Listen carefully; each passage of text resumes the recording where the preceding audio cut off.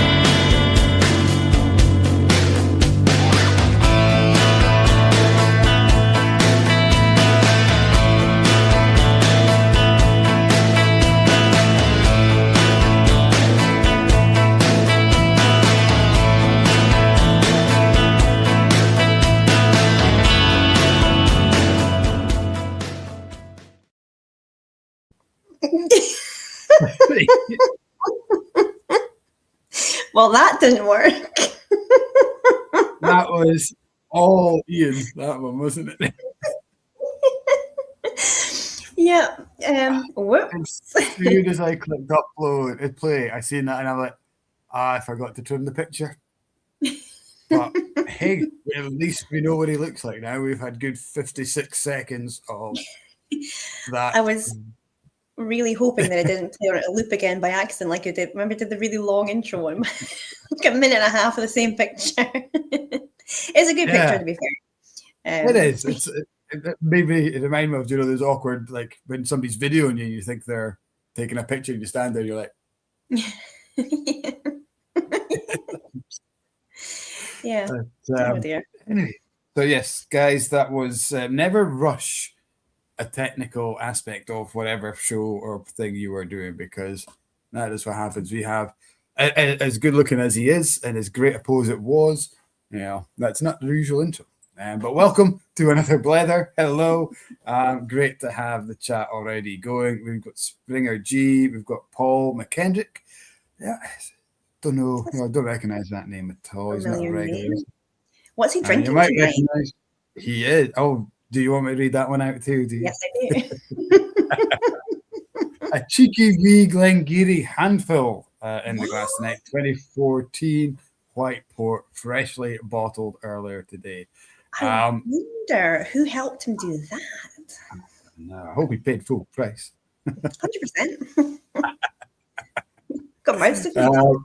It's a great dram. So a little bit jealous, Paul. I've got it in the bar. I don't have it here. It's a Glengarry and white port. Who knew? It does mix. Still waiting for that tawny port though. Well, who knows? Who knows? We've got Dave Ferguson. Good evening, Dave, with his customary Christmas Christmas cake slab.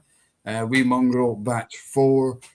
Ian Abernethy is in. He's got the Weems malt, North British caramel apple sauce. Nice wee aged grain whiskey there.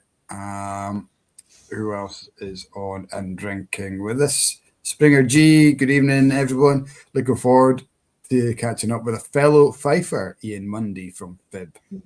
Massive shout out. We will talk about that later. Mm-hmm. Bud 400, good evening to you. Great to have you on. Jeremy Watt is watching. Great to have you there as well. Yes, Bud, it's all about the planning, and a lot to do with the lack of technical ability on certain members of the team's part. Who else? That's everyone so far. Dave Stuck, good evening to you. Thanks for jumping on. Looking forward to seeing what Iain brings on Saturday, as we all are, I'm sure. I hope we might get a sneak peek tonight. I've got some indie bottles here as well to try, and we will be talking a lot about this weekend. I'm pretty sure a lot of the chat and a lot of the guys on there will be coming along. Just a quick mental note, I'm going to pop my phone on silent because sod's law, something will happen. Great to have you all on.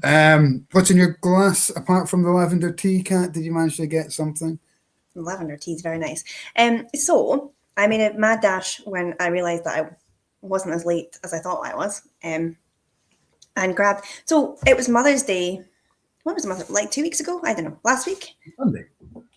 So Sunday past. Yeah. So my very sweet children went off up to the shops because they can buy booze now, right? Awesome. So my eldest son had a look at my whiskey collection, the ones that he hasn't stolen, and looked to see which bottles I owned, which ones I didn't. So he went and picked me up a bottle out of the supermarket. It's the Talon.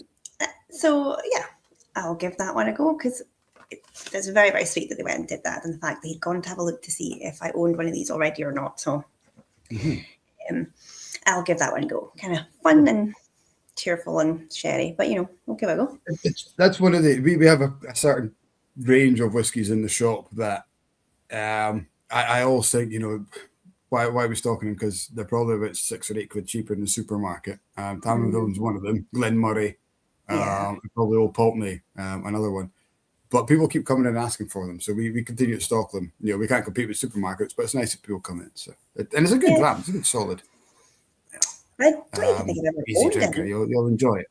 Yeah, cask version, which I know you'll love so much. Sherry, yum. But we'll give it a go. Well, I have gone for my wee Daft Mill. I think these guys are at the show at the weekend. Part of the festival is expanded from indie bottlers as well as having indie distilleries. Nice. And I think Ian and Francis are doing a wee tasting as part of the festival. So I thought you don't need an excuse to crack out a Daft Mill, but that is my excuse. So that's a 2010 10-year-old bottled in 2021. So full bourbon, batch of 25 first full bourbon casks. So probably right up your street, actually, Kat. Yeah, it sounds like it. We can swap virtually.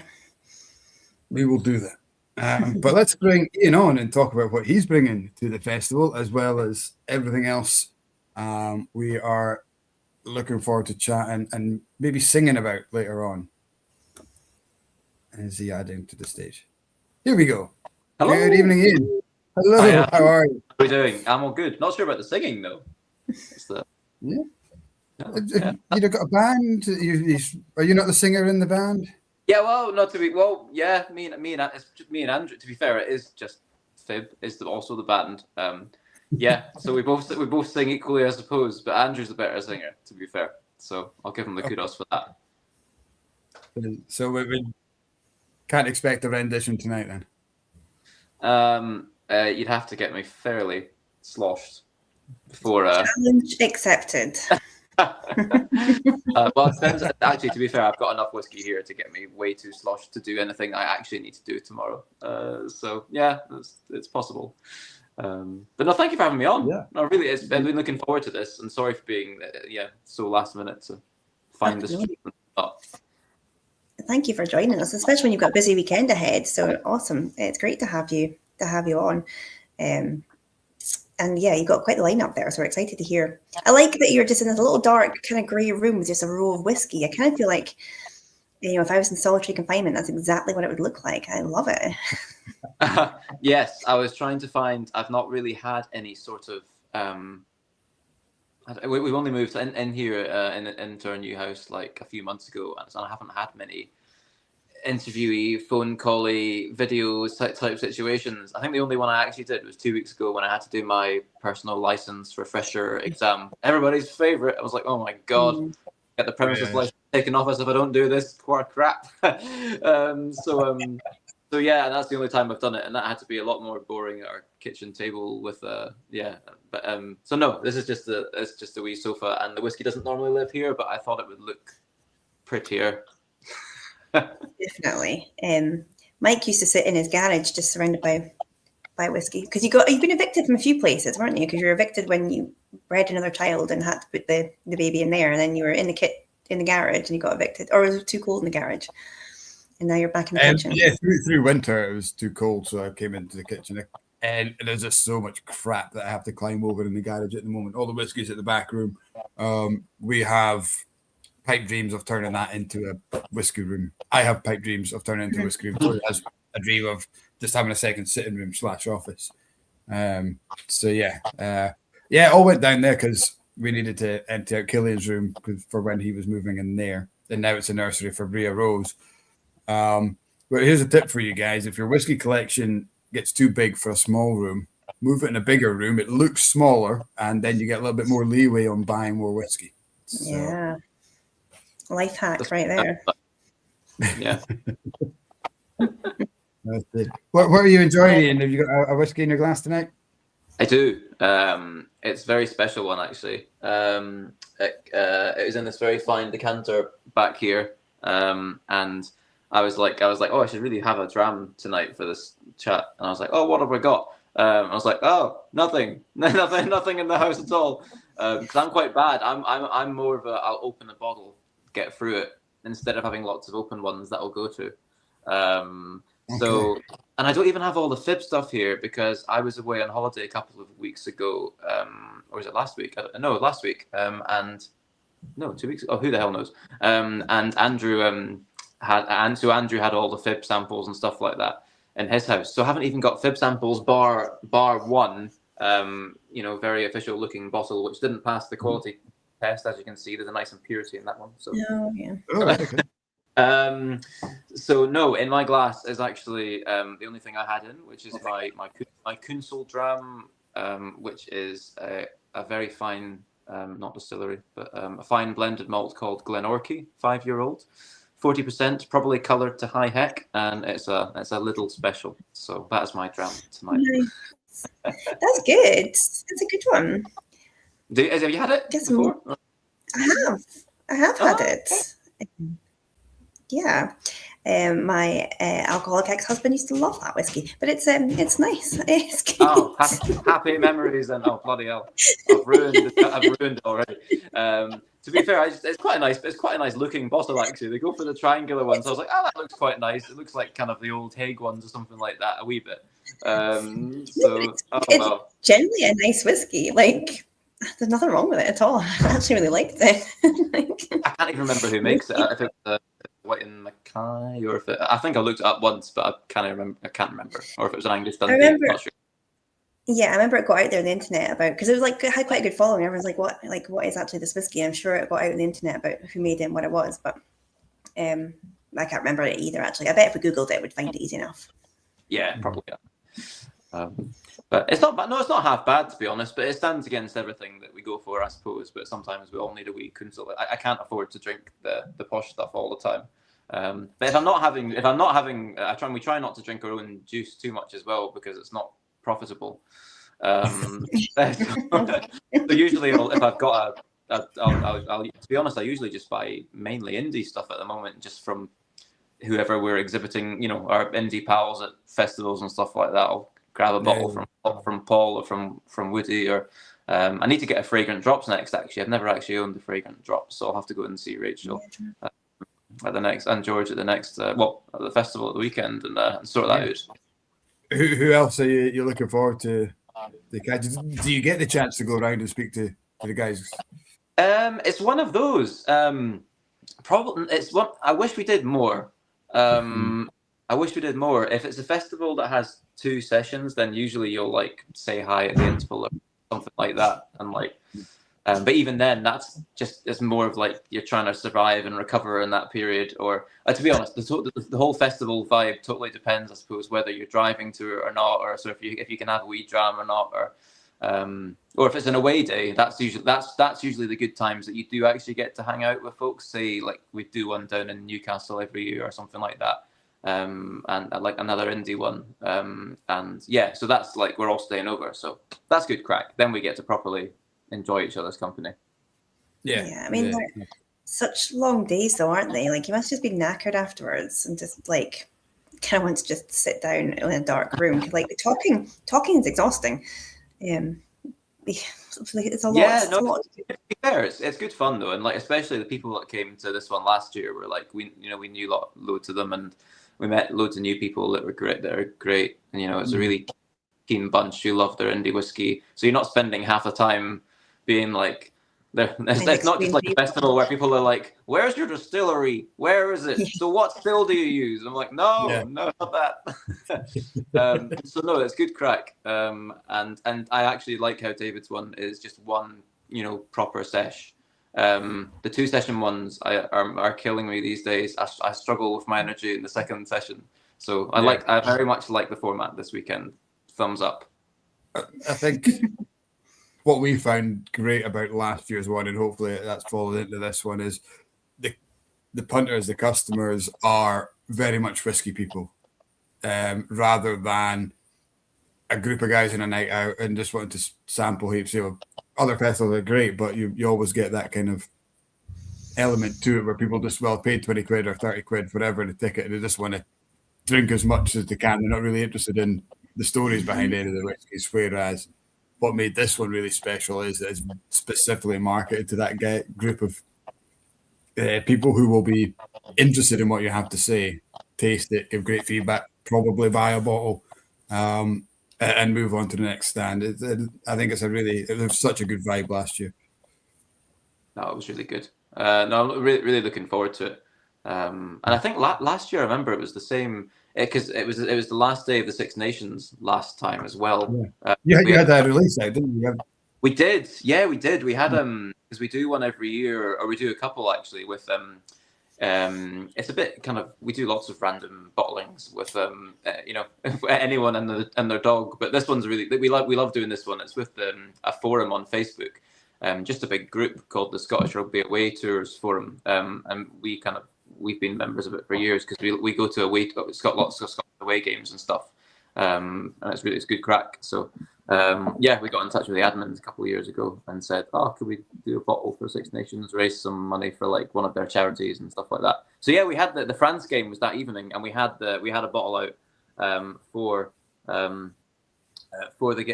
game, because that we do one themed on like one of the Scottish away games. So no, that worked out quite well that we had that bottling and it was on that day. And what was it? And the interesting thing that happened was we picked up a Frenchman during the festival, who was really interested in the bottle. I think he's called Martin. Crap, I've been messaging him on WhatsApp during the rugby, and I'm gonna mess it up. I think he's called Martin, and he was over for the festival, and I think he does a whiskey reviews. He's a blog. I think he's a blogger as well for one of the big whiskey websites. But anyway, yeah, he ended up coming to watch the match with us afterwards at the Port of Leith Distillery, and obviously France ended up winning comfortably at the end, and he did not hold back. He was giving the whole place like, Vive la France. He was like, and every time Scotland got a penalty, he was like laying into the referee and being like rubbish. So he was intense. But it was a good crack.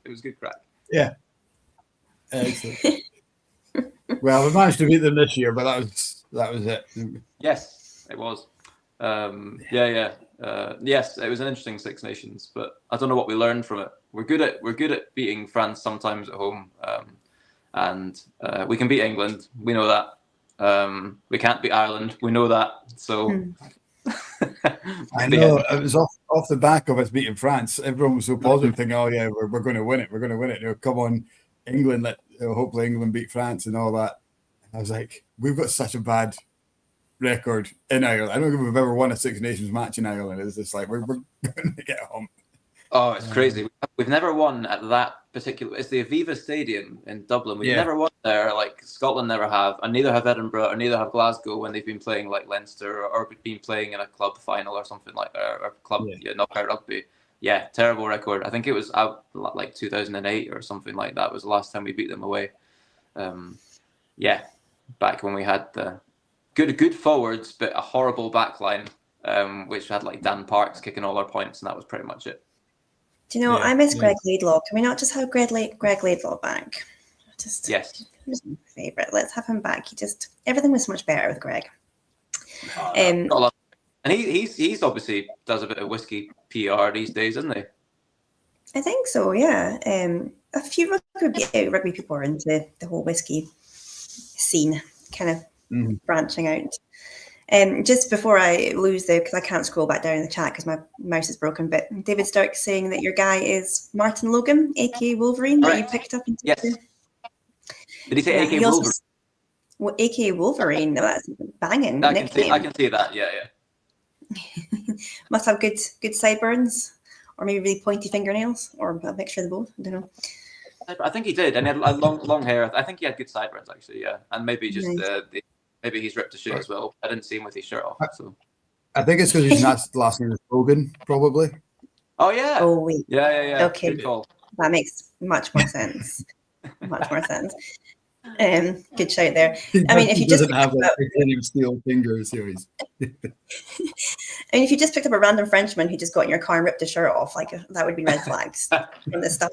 To be fair, like, no, sorry, do you want to just make your own way there? He also said that you're an old git because you can't handle the 2 sessions at a whiskey festival. Literally, literally. I have no response to that. Yeah, honestly, I feel old now. Yep.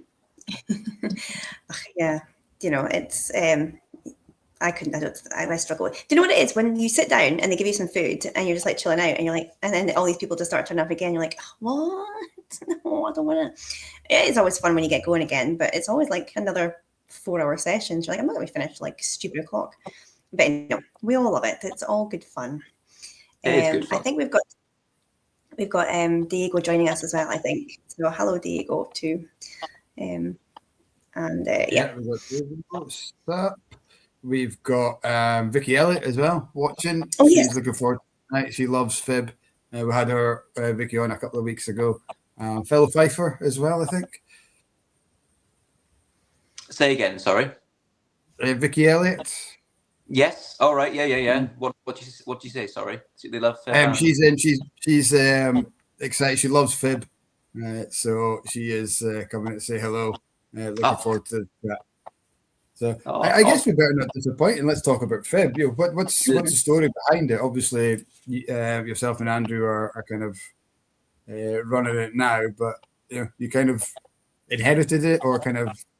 Yes. Yeah. No, exactly that. We did inherit it, and it was our pal and like lifelong friend Aidan Burt, who was the founder along with myself, and he was the kind of financial backer of FIB when we started back in, I don't know when we registered, but we started doing the planning everything in 2021.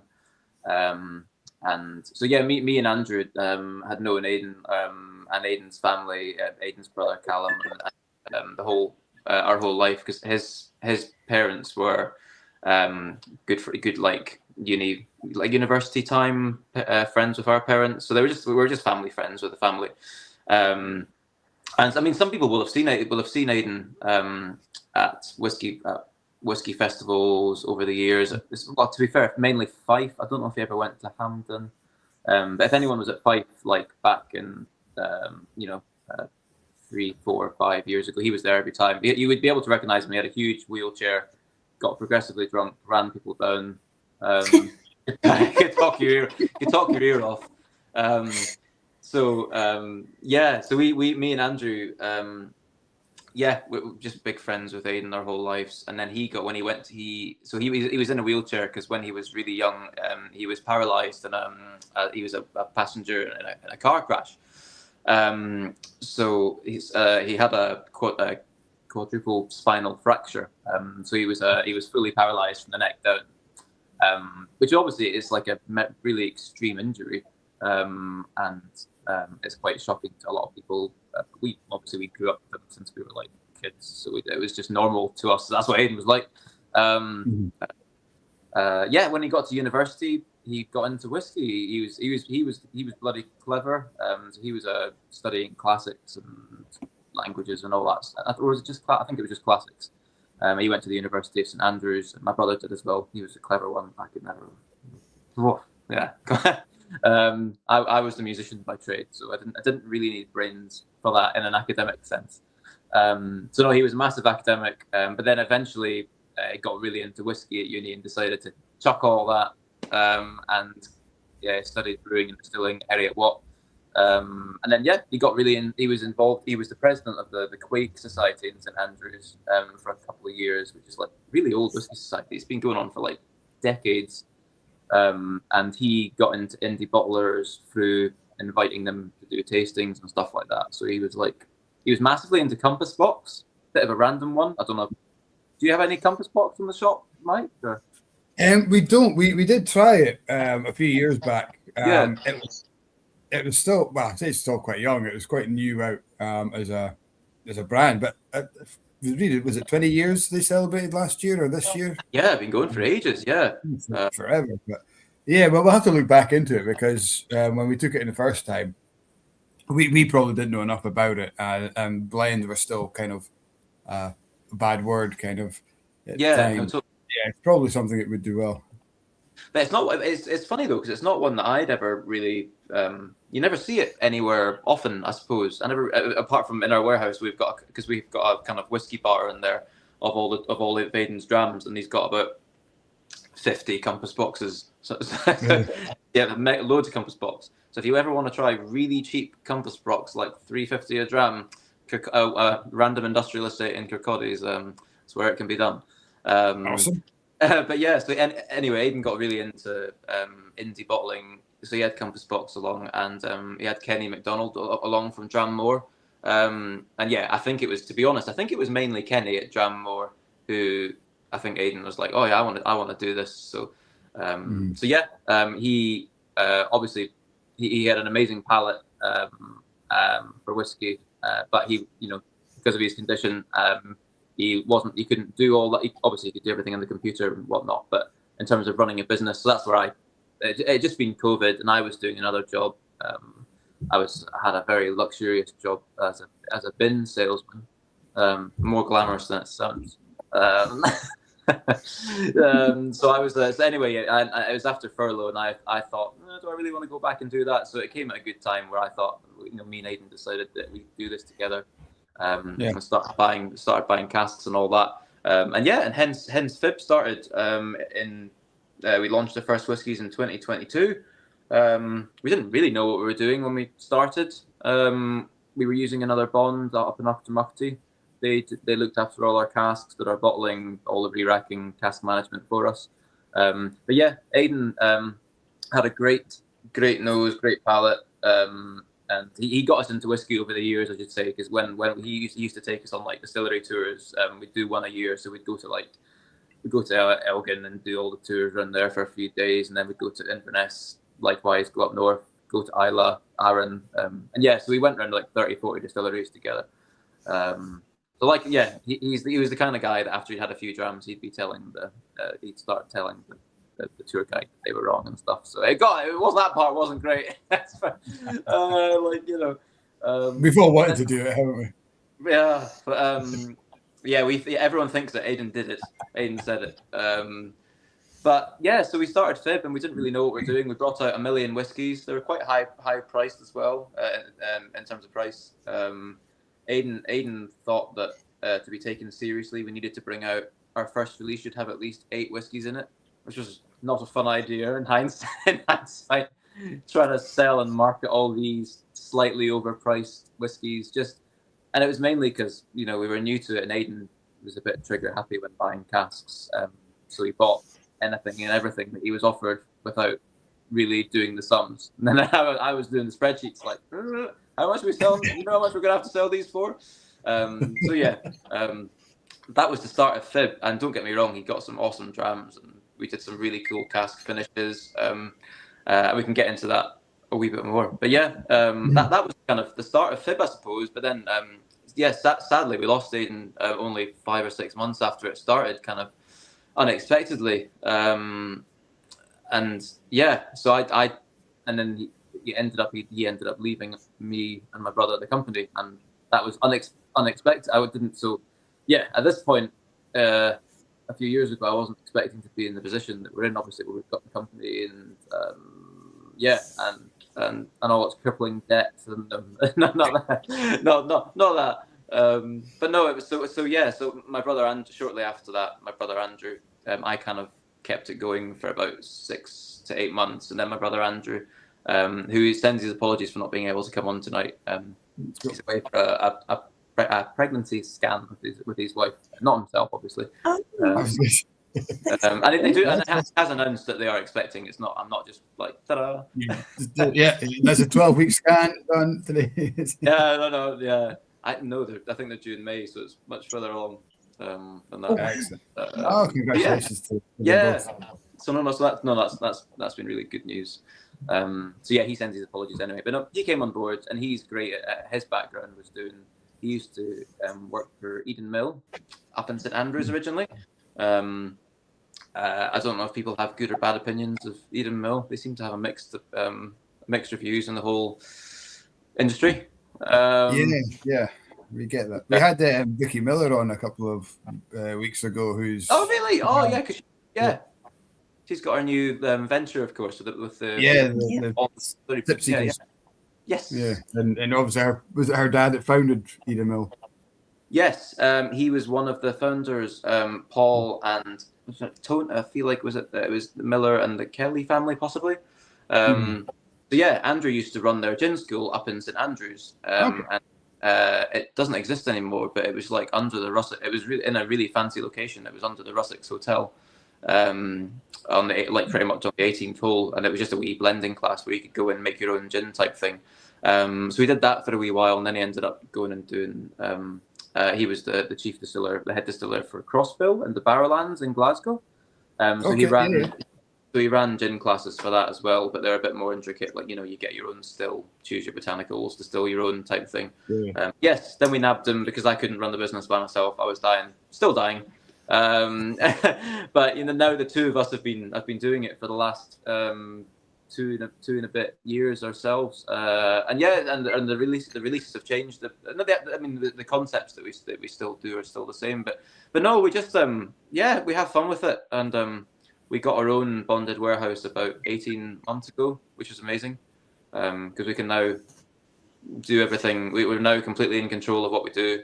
But anyway, I've been waffling on for about 10 hours there, but that's the basic background of how FIB came about to the kind of present form, I suppose, with us two kind of blundering our way through the world of whiskey. It's exact. Well, I asked the question, so you've answered. That's all you can do, really. I could have been more concise, though. I mean. Good story is a good story. We want all the details. And that's some origin story. It's not one that we've ever had a similar one of. Like it's slightly unique. Springer G is raising a glass to Aidan. We'll do the same. Oh, cheers! Raise a glass to Aidan. Cheers. And he'd be very disappointed if he knew what I was drinking. Because he had the most amazing whiskey collection, and we've got pretty much most of it in our retasting room in Kirkcaldy. We're now like selling it by the dram after tastings. If people like want an extra dram, we've just kind of priced them all pretty cheap. So there's all kinds of wacky stuff. But yeah, it was going to Aidan's house was a nightmare because he would just get you absolutely buttered, and he had no concept that you had to drive the next day, or he just didn't give a crap because you never had to drive anywhere. If he got too drunk, he could just pass out, and it was acceptable. It's not the same for us. I love it. He's absolutely taking full advantage of the situation there, isn't he? Oh, totally. And he always milked every tour that we ever went on as well for like, he was like, he knew his position with like a serious disability. He was like, I'm gonna get everything I bloody can out of this distillery or whatnot, like proper red carpet treatment, like the whole time. Right. Go with it. It's so refreshing to like the fact that you guys are obviously just so used to him and his ways that you can just talk about it, because sometimes like when people have got just like when people come to the distillery, for example, and you want them to know that we've got stairs, we've got cobbles, we've got raised surfaces, and we can't really do anything about that because it's a protected 230-year-old business building. But you don't want to upset anybody either, because you're like, if I tell you these things, you're going to think that I'm like targeting you. Like, so it's just like really refreshing. Like, listen, you're just like, do you know what? I'm on a wheelchair. I'm going to do whatever the fuck I can get to get really good traffic. Like, I'm just like, yeah. Love that. Oh no, he loved. I think actually, it was quite eye-opening that a lot of distilleries aren't very wheelchair accessible friendly. Like, not like some of them were like not at all. It was like you can come into tasting room, or maybe you could get into a warehouse, would that be about it? But then some were equally, some were amazing. We did one at his uncle used to work for Grants, so we went to Balvenie and they let him actually go on the malting floor, just creating leaving tracks, skid marks. And I think he had barley coming out of his wheelchair for months after that, and he absolutely loved it. I'm sorry, sad. It's so difficult Feature Barley Angels. because, like, you know, you can't do a barley angel. Like, you try, but they don't. It doesn't stick in the shape. It's too. Well, yeah, it's not sticky enough to stick in the shape of a person. But yeah, it's so difficult because you want to be inclusive to everybody, but at the same time, like, you're restricted. You can't widen doorways because it's a protected building. And everyone that I've spoken to that have asked about accessibility are always just so understanding about it. Like, you know, they totally get it, and I feel so bad. But we do have flat routes for people, and obviously just avoiding the upstairs and things. But you got things like Cabrach, which deliberately built a distillery for it to be accessible. It's all like a flat route as well, which is fantastic. And it is much easier if you're starting from scratch with these things in mind, which of course you should be if you are starting a new distillery from scratch. But yeah, there's not that many of them out there. So not easy. You're getting a lot of love for Aidan on the chat as well. He's obviously, a few of the guys have met him, and he's left quite a lasting memory with a few of these guys by the looks of things. Oh, totally. He was like, he was yeah, he would, because he was a big character, like proper big character, and yeah, we had lots of fun. Yeah, we inherited a few wacky things from him, such as his. I mean, if you ever in the warehouse for a tasting, then you know we've still got his Lord of the Rings helms in there. He's got like big busts of Theoden, and we did have a Sauron. We moved Sauron. We thought Sauron was a bit, you know, bit bad vibes. We've got Eeyore and Theoden up on the cabinet, and he had a collection of about 80 to 100 swords, like film and fantasy replica swords, like really nice ones. So he was really into his like The Witcher and Lord of the Rings, Game of Thrones, and The Hobbit, and so he had like every sword known to man from these. I mean, so yeah, so it was quite funny because we had our little warehouse in Kirkcaldy the whole time since we started, but it wasn't a bonded warehouse when we started. It was just a store because we needed somewhere because we were selling whiskey off our website. As well as just we went down that route of selling it direct, as well as going through whiskey shops. We needed to get a premises license for somewhere, so we rented a place in Kirkcaldy. It's only tiny; it's only about 750 square feet, the whole thing. The main purpose of that was just to store the finished whiskey after we got it from Achtermachty Bond, all bottled up, and then ship it from there. So that was we had that from the start, but yeah, we had about 80 to 100 swords and axes and sickles and all kinds, and shields and all kinds of battle and a staff, Gandalf's staff, all kinds of all kinds of paraphernalia in there. So when it was only when we were applying for the bonded warehouse and we were getting our inspection, I was like, we need to move these swords from the cupboard, don't we? This is not okay. This is gonna be weird.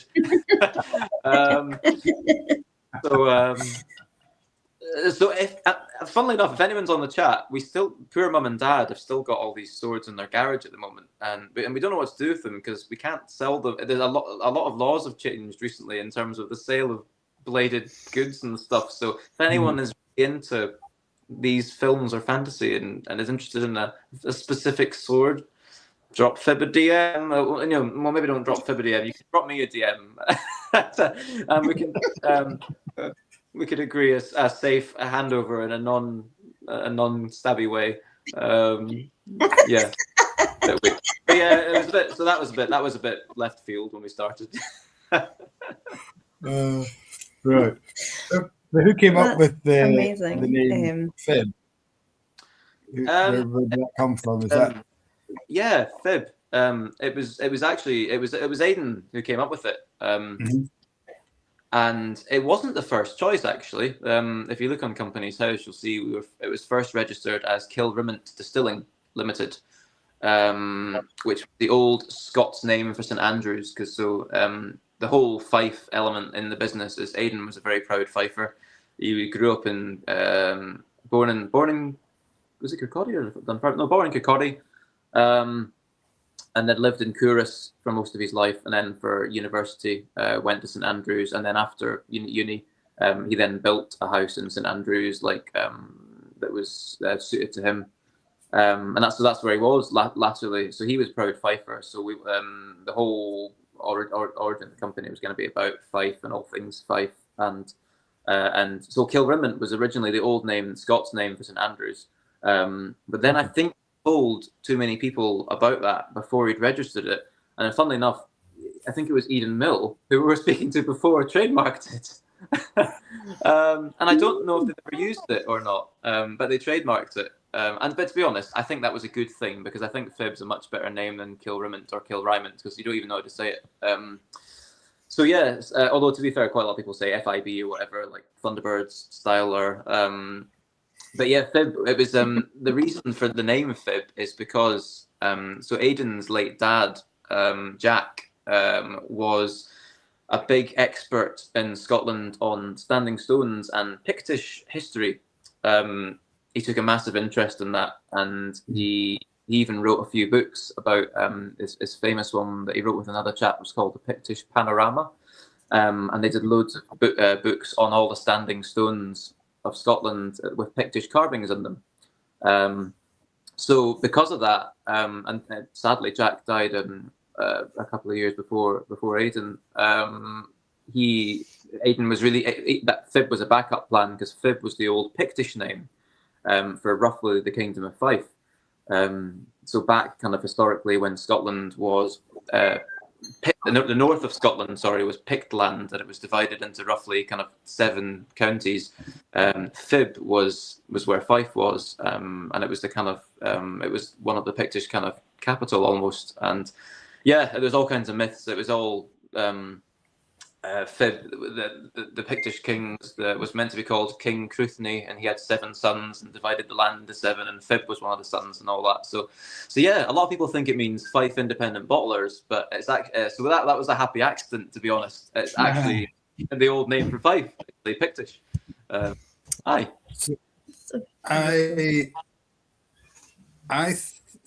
I might be wrong here, but FIB, he was the 7 sons, wasn't it? That's yes. One of the sons was Che, or he, I think it was pronounced, and that's where we get the name for our local hill. Because I think I'm in the middle of reading a book called The King in the North, and it's nothing to do with Game of Thrones. It's about the North Pictish kings, and one of the sons was Che or Chi. It's spelled CE, and it's where we get the name for the hill Benahi. It's the hill of the people of Che. Is what it means, and that's. So our king, I think he was one of the sons, and this was one of the kingdoms given to him.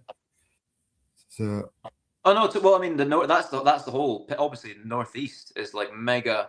The northeast and Fife is where all the most of the Pictish stones are. That's where like most of the.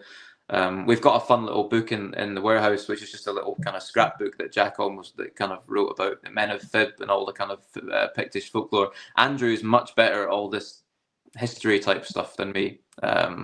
I just stand and pour the drams normally. In a kind of so no, but it's no that would totally make sense actually. That's like Aberdeenshire was like a mega Pictish stronghold, and we have fun with like stones. Yeah, we have Riney at the top of North Hill was kind of the Mecca. They reckon there's a population of about 8,000 Picts living in the area there. You would think it to see it now, but it's fascinating. I was saying to you guys off screen, I was a bit late because I was looking for a book, and that was the book I was looking for. Oh, cool! I thought there might have been that, Pictish. I've one of my drams tonight is the Tricara. It's a double link because obviously the standing stones. Yes. This is the Glengeary. So there you go, Kat. I've managed to sneak in your dram there as well. I just realised I've got your standing stone Glengeary, your stone circle one. Give me 2 seconds. I'm going to go offline. Oh. Well, I'm not going to take my camera off. 2 seconds. We've got some good comments coming in. Alan Smith is on saying, "Good evening. Great to see Iain as a guest. Always tell my whiskey buddies to visit the FIB brothers at festivals. You are the nicest guys in whiskey," which is great. I can't have met many nice guys, to be fair.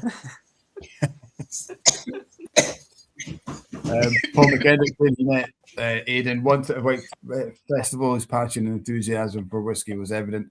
Reckon he'd be delighted where FIB is now. It's a nice touch, Paul. Thank you very much for saying so. David said, I met him once and always smiling. David Stuck, obviously the organizer, one of the organizers of this weekend's festival. A very fun Aidan story. If you'd be, Stone Circle, awesome. I'll quickly do this before, and then obviously tell us all about it. It's a bit of a silly, sad one, but Aidan was never, even like you say, he was never shy about talking about his disability or whatnot. And he actually did a really good interview with my wife once. It'll still be on. So my wife's a journalist and she works for the National in Glasgow. And when we started the company, he did like a really in-depth news article feature. And so it's super out there, and he chatted a lot about his disability and challenges, and it was, it's proper, it's uplifting stuff that he came out with, stuff that I'd never really heard him say all that much. But yes, we had one during one of our not tours. It was when we just arrived at Dalmore Distillery on one of our whiskey pilgrimages. We were in the reception shop, and Richard Patterson walked in. And obviously Aidan's like, oh, big fan and stuff like that. And it was a funny cringe moment where Richard, like, he was half cut. He just during the day, but he walks in and walks straight. He obviously spotted Aidan and like, oh, here's a guy in a wheelchair. I'm gonna go and make a good thing of it. Walked over to him and he was like, how are you doing? And he just like held his hand there for ages because obviously Aidan's paralyzed.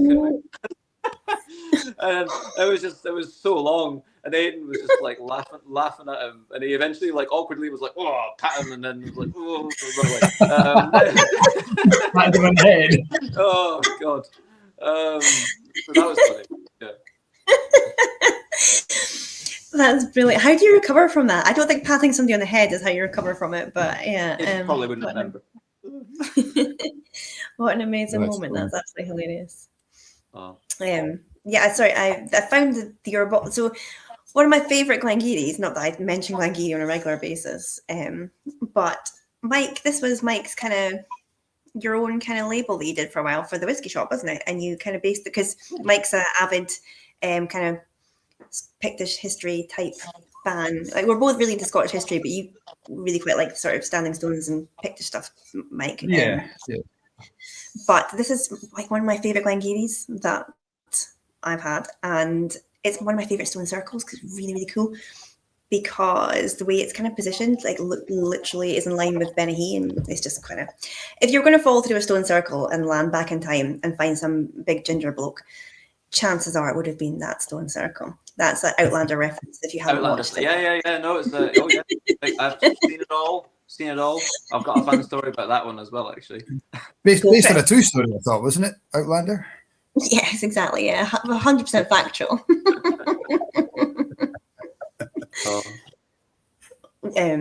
Before I was doing whiskey full time, actually, but it was during COVID, between stuff.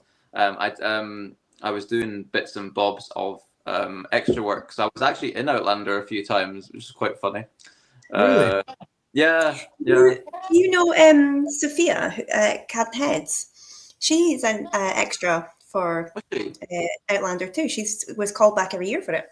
Oh, amazing! I probably would have seen her then. Yeah, I met and Mark Connolly, who does the Hamden Festival and runs all Arran stalls at festivals. I met him at doing it as well. He does all the extra work. I've not done it for years. I think Kenny MacDonald was in it as well, wasn't he? Has anybody not been in it? I know. How could he not be? I mean, yeah, I wasn't. I was ill that day. So yeah. So who were you? Do you still were you just an extra, or did you get a speaking part? No, I was just an extra. My one claim to fame was I was a hand double once for a character also called Ian. Young Ian was the guy. Nice.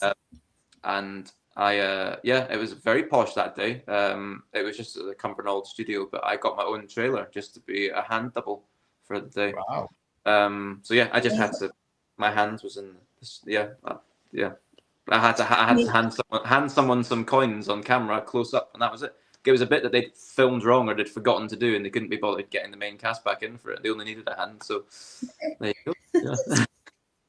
That reminds me of terrible, because it was like a full studio full of people, and I'm not, it was a pressure situation. I was like, just hand the coins over to this lady, and I was like, Just the hand.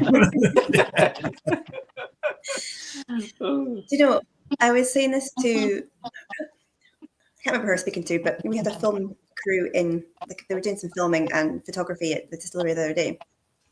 And they said, right, just walk down the middle of the warehouse normally and we'll film you. Just do what you usually do when you walk down the middle of the warehouse. I'm like, I don't often walk down the middle of the warehouse, but cool. But when somebody asks you to do something completely normal, it's like your brain forgets how to function. And I was like literally like walking like Lady Penelope from Thunderbirds, like, is it okay? Like, could you just do a bit more normal? Oh, no, I could relate to that totally. So true. To be fair, when people act naturally, it's asking for trouble. It is, but you know, that would have been your best moment if you just whapped out one of your swords from your warehouse and just took on Sam Hewen and be like, step aside, I've got this, and just like went full on. Yeah. Oh God. Yeah. Because I did a few scenes with him, and it was like, it was weird. I was almost tempted to be like, Sam, whiskey, FIB. I was like, you know what? I'm not going to say anything. That'd be bad. I'll probably get kicked off set. Because obviously he's got his Sassenach thing, doesn't he? And is it Loch Lomond? Loch Lomond do that for them, don't they? Aye. But no, so standings. Yeah, the good link to Standing Stone. Yeah, that would definitely. That sounds like it would be a pretty enough stone circle for Outlander for sure. And that's really cool. I didn't know you were so into Pictish history, Mike. We'll have to do something Pictish, something Aberdeenshire Pictish for you. So we had the we released our stone circles. So it was an idea for our kind of shop exclusive, our first single casks, and I wanted something that was with the area, but also had enough to do a wee series. So it was either going to be stone circles or castles, and I thought the stone circles is pretty cool because I don't think anyone's done it yet. And it literally was 5. We released 5 because I thought if we survive 5 years, most small businesses fail in the first, or if they're going to fail, it's going to be in that first 5 years. So I thought if we get that 5th one out, then we've made it over that hurdle, and that was kind of a little personal goal. So we kind of chose some stone circles that kind of had a nice story or something behind it, and then went looking for casks. So it was an annual release. The Easter Querthes was the 4th one, I think, which is a Glengarry one. And then we did an Ardmore as well, which was based on the Donadeer stone circle, which there had been cremated remains found. So we thought cremation, Ardmore, smoke. Yeah. People, we didn't put that on the tasting notes, like burning flesh. didn't quite make the cut. But Donadeer is also very close to Ardmore Distillery, so it was a. That works well. I grew up at the bottom of Donadeer. It's a very cool. It's all vitrified, so it's like the sort of, there's a kind of big archway kind of left like an old window, but it's such a cool place because when I was a kid, like people used to go up there on solstice and kind of like dance around, and this is pre Outlander, when that was kind of normal to see on TV, but it's quite a cool, creepy place. Loads of rabbits though, so we used to go up there to roll our Easter eggs down there because there were so many rabbits. You'd roll your Easter egg down the hill and just lose it down a rabbit hole, and you're like, oh Christ, I've lost another one. But it's very, very cool. Pictish fort. Although, is it predate, or is it? It's Iron Age. So yeah, I think 800 AD. I think is the first. I mean, there's been a fort there for years, but what it's standing is Pictish. The Pictish here, obviously, because it kind of it just. The Pictish people that get kind of blended into everything else eventually, and like Celt, it's when you look into it, and people think it was the Romans v the Picts, and it was like this big battle, and then we beat them and they ran away. The Romans were in the UK for about 600 years before the Picts were even thought of or known. Yeah. It's mental. I think the issue we have in history wise is that we can only go by relics. We have no written record, and any written record we have is the Romans, because they're the only ones who kept records. Yes. There wasn't like a communal language that they would have Picts and No, Italian. and that's why Andrew always says that the written history that they left, the history that they left was basically carvings on standing stones, which is really cool, and that's why we kind of base all of our bottle designs when we're doing our kind of FIB releases, like our official releases that are not bespoke for someone else, and we'll always base them on Pictish. So we've got our kind of like for example our wolf, that's like our fife. So we've got a few Pictish animals that we use that are kind of emblems that are, some folks will have had the beastie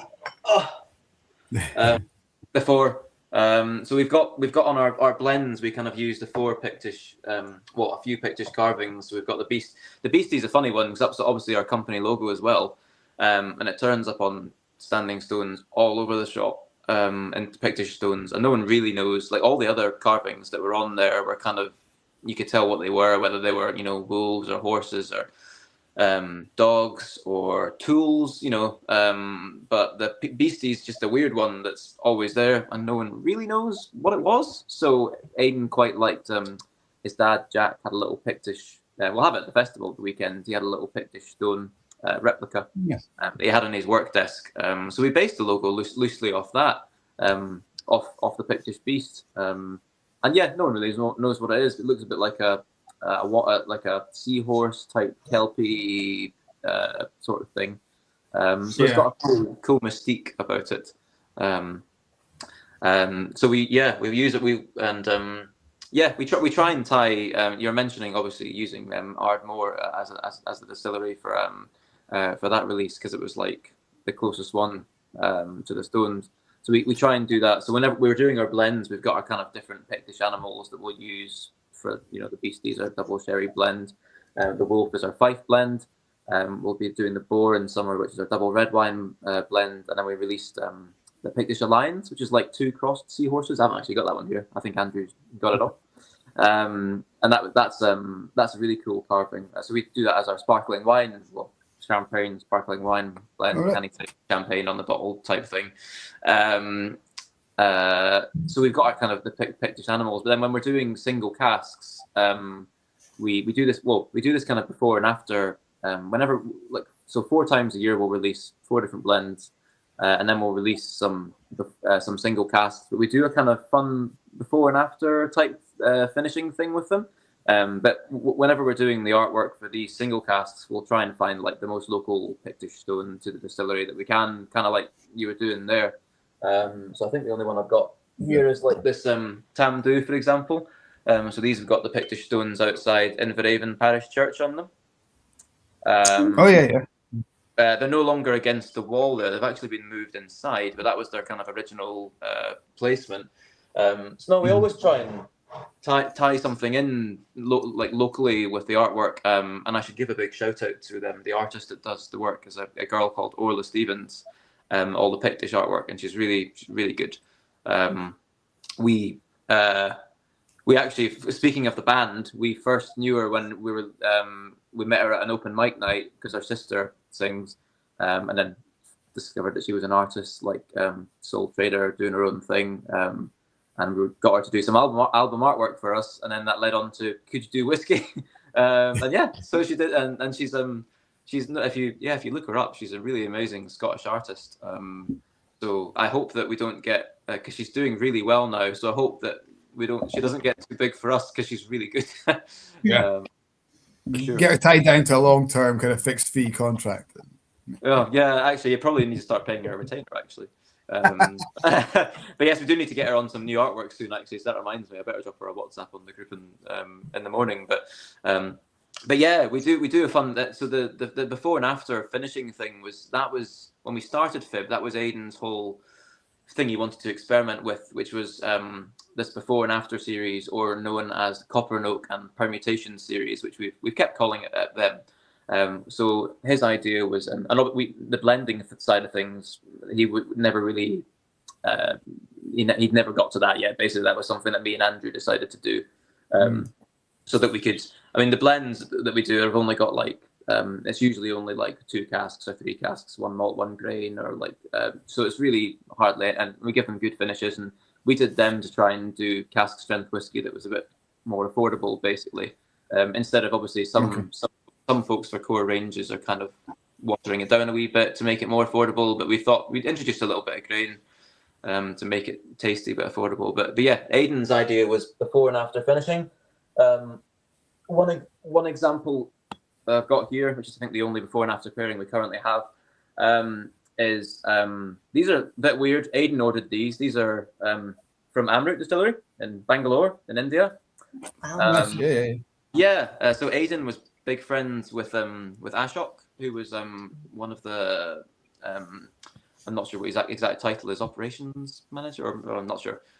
So before Aidan died, he'd actually ordered some casks from Amrut, and then they ended up turning up, and we were like, oh crap, the Amrut cask get a notification from import customs, and we're like, what the hell is that? Oh my god, it's the Amrut that was ordered 2 years ago.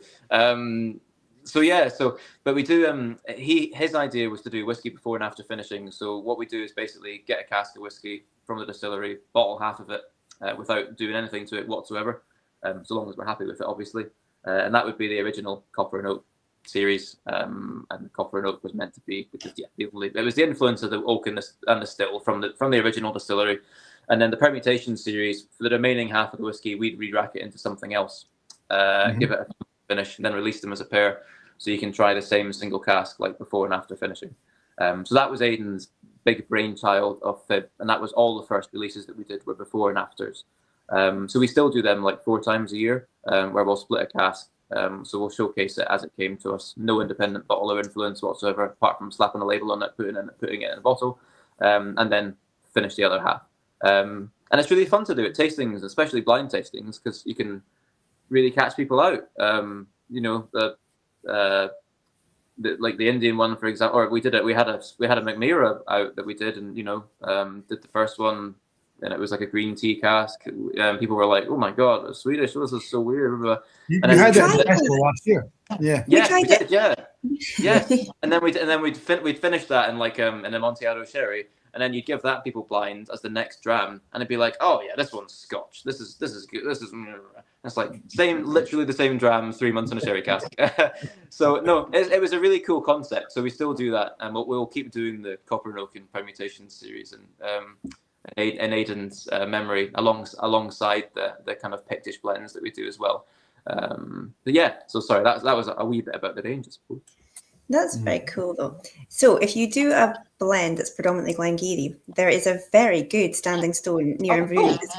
It's called the Maiden Stone. It's got some really pretty. I can't remember exactly what the symbols are, but they've got really good symbols. Cause I remember going on school trips up to, and you had to put your tracing paper on it. Yeah, I think the Pictish Beast is on there as well in some form. I think you're right. Because I think the reason they call it the Maiden Stone because it's because combs and mirrors and things like that. They thought it must have been in memory of a woman. But then when Christianity came on the go, they tried to link it to obviously, these bloody pagans. So yeah, let's link it to the devil. So it was to do with a woman's lack of virtue and her on her wedding morning making a promise to a dark and handsome stranger. Like, wait, not only is this paganism, but it's woman's fault. Let's link it to a woman that's chased down by the devil and turned to stone. So there's like a notch out the top part of the stone. And they say that's where the devil reached out and touched her shoulder and turned her to stone as she was trying to flee him. Oh no, he didn't. The devil didn't turn her to stone. God turned her to stone. Oh, because she was so virtuous because she couldn't make pancakes on time. No. So she couldn't make her pancakes in time. So basically, let's hear the man's version of the story. So the Maiden of Balwine was making bannocks. Pancakes, whatever you want to call them, in her croft the morning of her wedding, and the stranger came to the door and said, "I bet you I can build a path to the top of Benachie before you finish making your bannocks." And she's like, no chance. You know, they're nearly ready. I've got half an hour in the oven and they're done. And he says, well, if I win the bet, then you have to take my hand in marriage instead of Tam the farmer. I'm not sure what. We never get to know his name, and you know that's the women's side of the story coming through. You never get to know the husband's name or the But that's the main takeaway from the story, Mike. Yeah. So anyway, it turns out that the stranger was the devil, and anything he touches, or he could do whatever he wanted. So he built what's now known as the Maiden's Causeway, which is a great big granite path that you can walk up the hill. So he came back, and 5 minutes later says, "Right, I've built your path." And instead of saying, "Well, okay, I'll marry you," instead, she kind of sensed some tomfoolery and ran away. So he gave chase, and at the sight of the Maiden Stone, she realized she was going to be caught, and she prayed to God to help, to save her, and he turned her into stone. The only way he could save her soul was to turn her into stone, so the devil couldn't get it. And the shoulder is the last bit of flesh that was remaining when the devil caught her, so he managed to steal her shoulder, but not the stone. Oh, well, there you go. That sounds like a great whiskey label. Love it. Sold. Definitely. Yeah. He could have. Oh, it's been done. Sorry, mate. I've got it. You do. I've got 6 releases. Have you? Well, that was the first one. I know it seems weird. It's called Stone Circle, and this is a standing stone. But because it was called the Maiden Stone, we use that as our maiden release. Yeah, no, that's cool. Yeah, that's great. I'll let you. Yeah, you can, as long as you don't call it the Maiden Stone, use the picture, the story, or the whiskey. You can have the rest. Oh, that's fine. You then. copyrighted it though. You do indeed in middle and copyright it. I've got absolutely no copyright on that whatsoever. No, that's really cool though. Do you know? I'm speaking of Glenn Geary. Do you know? We were really friendly with Greg Walker and Diane Flynn. Do you know Diane? I know Diane. Very well. Diane. Yes, Diane is lovely. Yeah, I've got a lot of time for her. She's got synesthesia too. She's very, very cool. So we kind of deal directly with Diane for any sort of single casks that we're releasing, but she's awesome. Oh, that's so cool. I'll maybe need to see if she can nick a Glen Geary cask for us. Or not nick, pay for buy legally, obviously, for money. But no, because Greg, her fiance, they're engaged, aren't they? Yeah. Yes, they're getting married next year. Yeah. He's really good to FIB, and he runs a little thing called the FIB Whisky Club. Yes, yeah. Because Mr. McKendrick was doing a tasting for them. Oh, are you? No, Mr. McKendrick was over doing a tasting for them. And that's when yes, yeah. Too. Yes, they do tastings at the Old House in Kinghorn. No, it's great. And we've done some fun little bottlings for them, just of 20 bottles. We did 3 series of we've done 3 Cameron Briggs actually, in various forms, like a bourbon, an Oloroso, and we're doing a 30-year-old one next month. But yeah, just because it was we put the 3 bridges of going into Fife on them. But no, so Greg's been a really good supporter of FIB, and he's a really nice guy, and he's born and bred Kirkcaldy, so he knows everything about Kirkcaldy that we don't. Because me and Andrew are the fake Fifers. But yeah. I know we were hearing about this fake Fifers, honorary Fifers, surely. Honorary Fifers, hopefully, by now. Yes. Yeah. But no, it's good. It's good fun now. I love the whole concept, the brand story, and as Mike said, there isn't really anybody else really focusing around that kind of Pictish vibe, which is very, very cool. Do you have any theories about what the beast could be, like the random beast? Do you have some conspiracy theories what you think it could be? The beastie? Do you think it's a water horse? Yeah, it's kind of I think it's probably a kelpie type, or water horse or kelpie is the thing that I've kind of been most tied to. Kelpies obviously weren't very nice. And there's some brands that do. I was trying to think of other brands that use Pictish. There's the new one in Inverness. That's the new distillery, Ullavesh. They kind of use a big evil-looking kelpie in some of their stuff, or some monsters and stuff. But no, I'd probably say we've got a little plaque outside the we're very hard to find as a warehouse because we're disguised as a wheelchair shop. So you'd never suspect a thing. We're right next to a store called Fair Price Mobility. So whenever people are like coming for tastings and stuff, we're like, oh, try and find the Beastie, and there's like a tiny plaque of Beastie. So people usually find it eventually. I think all the swords leaning outside the door might be the giveaway. Yeah. The fact that Sauron's outside going like this. I know, yeah. You shall not bloody yeah. Well, Gandalf, yeah. But no, so yeah, what about you? Any theories yourself, Kat, on the old Beastie? I like the idea of it being a water horse or a kelpie because, that's quite because I love silkies, I love kelpies. I love the idea that because there's just selkies are obviously just there's loads of seals in Scotland and everyone they look like people in the water, but there are so many myths and legends about the selkies. People are obviously seeing something big in the water at some point and not understanding what it was. So whether we just had massive, I don't know, salmon or something at the time, or there was something there, I don't know. It's a nice theory. But I don't know what else it could be. Like some sort of, I love a unicorn. Like if I could have a unicorn and just ride one into work, that would be awesome. But it doesn't look like a unicorn, so I don't think it would. Well, national animal of Scotland and all that, isn't it? So yeah, I love that. Most of the time, you get kind of the horn is flat, is kind of like it's kind of like a horse's mane almost, isn't it? The way it's I think it does usually lie sideways as well. Like it's not like vertical, it's not like diagonal like we have it in our logo. It's usually lying flat like that. Yeah, it's normally like a drunk or sleeping horse. Pretty much, yeah. But I wonder if it is just a horse. I mean, there's a lot of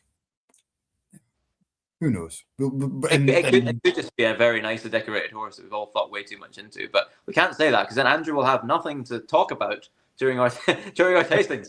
So no, it's mysterious. Mysterious. Who were we talking to, Kat? Who? Oh, it was the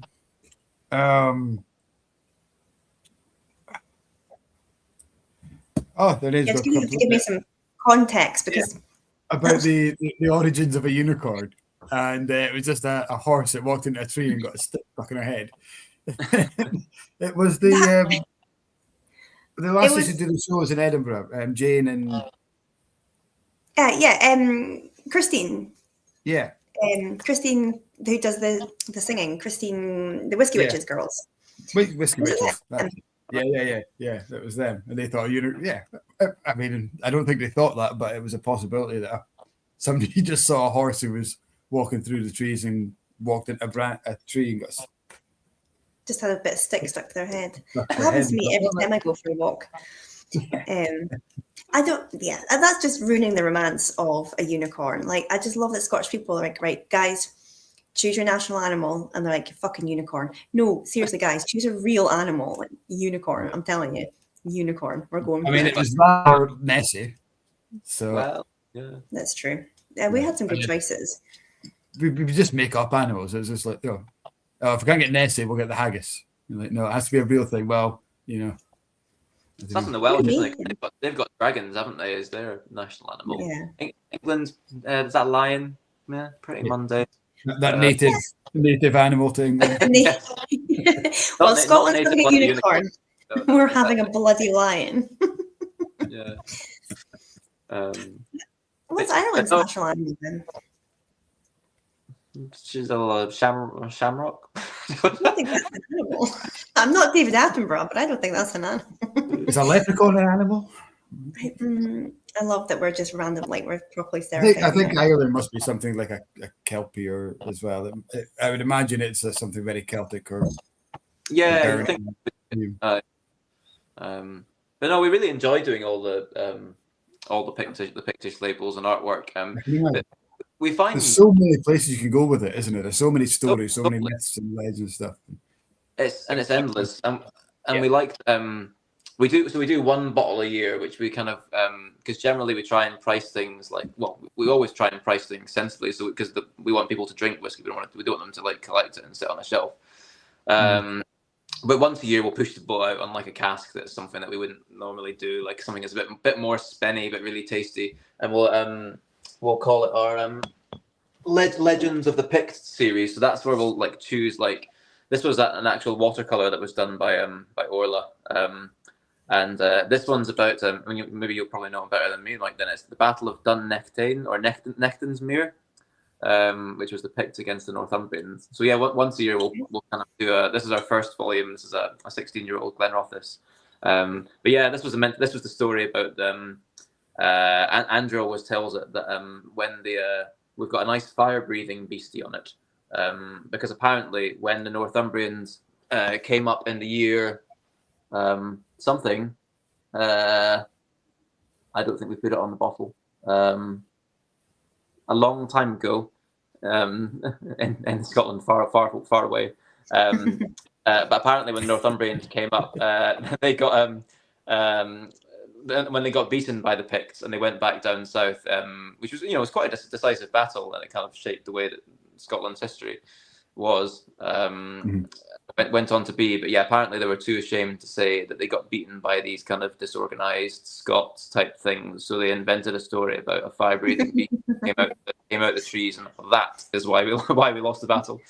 So yeah, so no, you're right. There's so much we can do with it, and like every time there's lots of awesome carvings, and mirror and comb's a weird one. Like we do get people at a festival being like, "Why haven't you done that one?" And I'm like, it's not the most exciting logo of all time.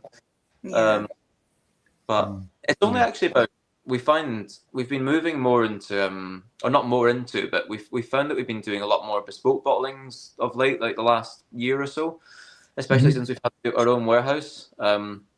We found a bit of a wee niche in doing that because we kind of discovered that a lot of kind of whiskey companies don't have the time to kind of do, say someone comes to you and says, "Oh, I'm getting married. Can I have like 2 or 3 bottles for my wedding, or can I have 20 bottles for my club, or for my charity, or for this event, or just for whatever, to be honest, or for my wee football team, or big football team, whatever."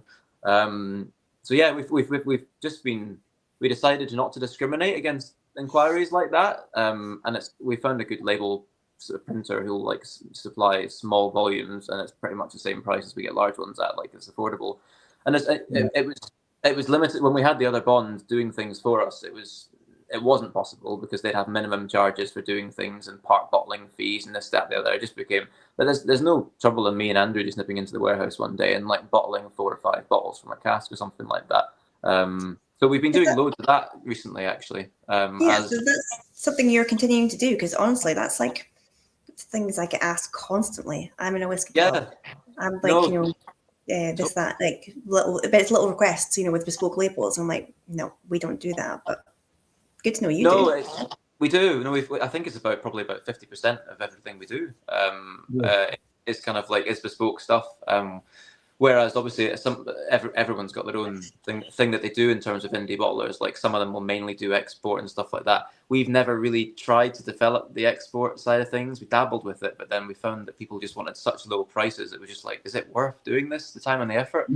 So we found a nice wee niche just doing that. So we have great fun, like ordering all kinds of labels. We did. I was designed. My head's mashed today because I was proofing 13, 14 different wee inquiry ones, including like a pet shop down in Durham, just for fun, but like kind of like with his pet shop branding on it and stuff like that. So no, it's good crack. So, and we do some. I found one in the garage actually that we do. Like there's a wee shop in Inverary that we do whiskey for, like with their logo on fine malts.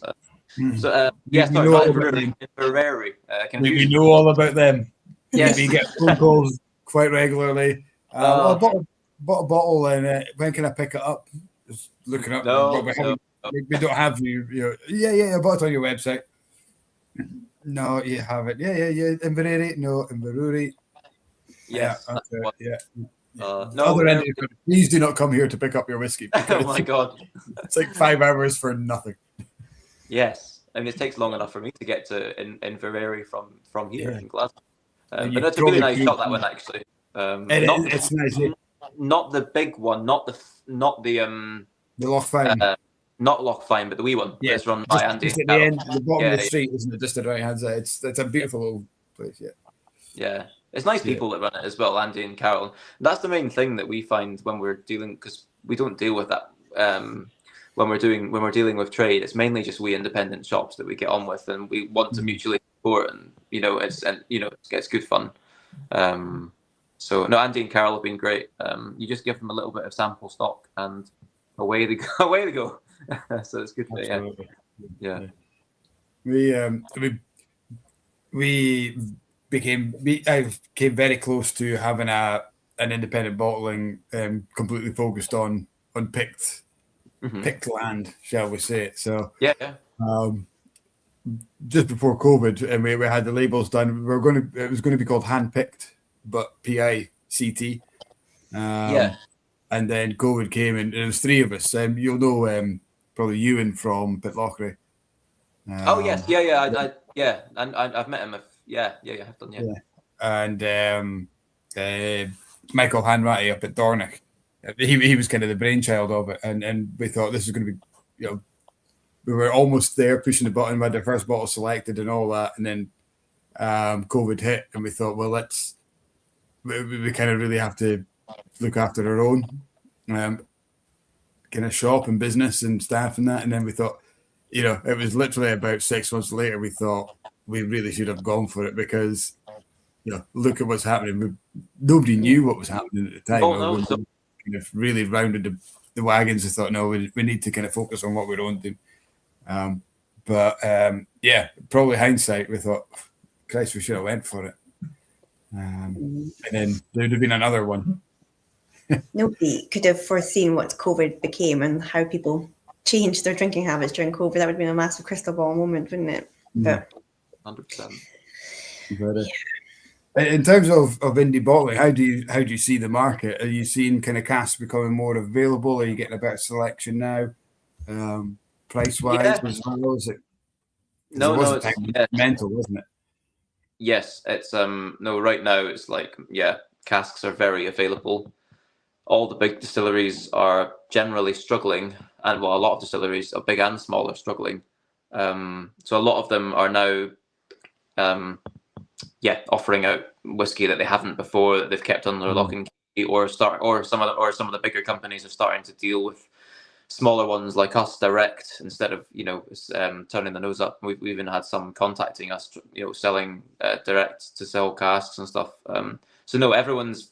I think a lot of the distilleries are after a bit of cash flow just now. Obviously, while it's not the best time for the market, and we found it a tough time as well in terms of sales. Like, a lot of whiskey shops are kind of being a lot more cautious in their spending, because obviously there's not as much going out the door. I mean, it totally. I can't paint them all with the same brush though, because it's interesting dealing with lots of different whiskey shops, because we find the ones that do well when it's kind of a bit quieter, like it has been of late, are the ones that are innovative and have cool things going on. Like chats like this, and they're creative. Whereas it's the ones that suffer are generally the ones that just sit there being like, oh, no one's coming in my shop, and they're not doing anything to make it happen or whatever. But no, it's been tough. We found bottle sales have been very much down, but because we've been doing a lot of the bespoke stuff and reactionary type stuff, we've been having a lot of we've been doing a lot of another reason my brain is scrambled today is because we've done we've just brought, this one's coming out tomorrow, which is a Scotland having qualified for the World Cup whiskey.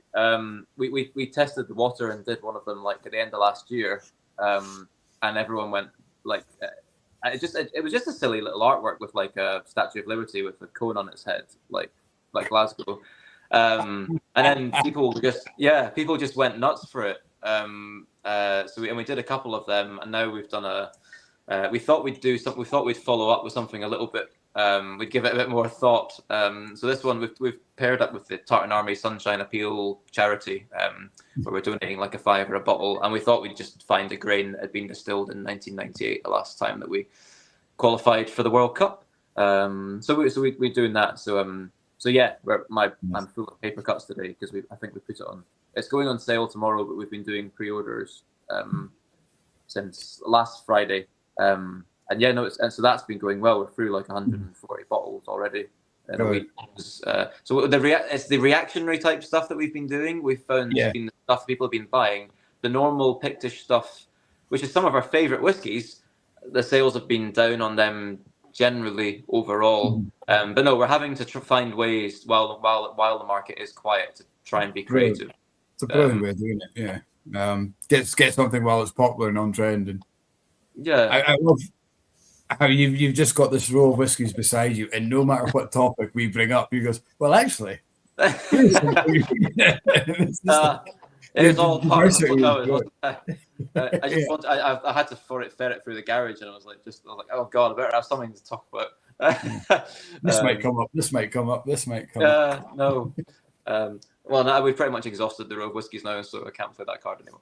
But yeah, how have you both found it in kind of different viewpoints of the industry as well? Kat, you go first. I'm going to grab a glass of water. Yeah, so obviously everyone's kind of reduced production a little bit, just kind of following the sort of trend of the market just now. But we were just looking at, I think we were speaking about this a couple of weeks ago on here, but we've actually done okay for January, February is kind of like our shoulder months, sort of quiet months, but we're definitely up on visitor numbers.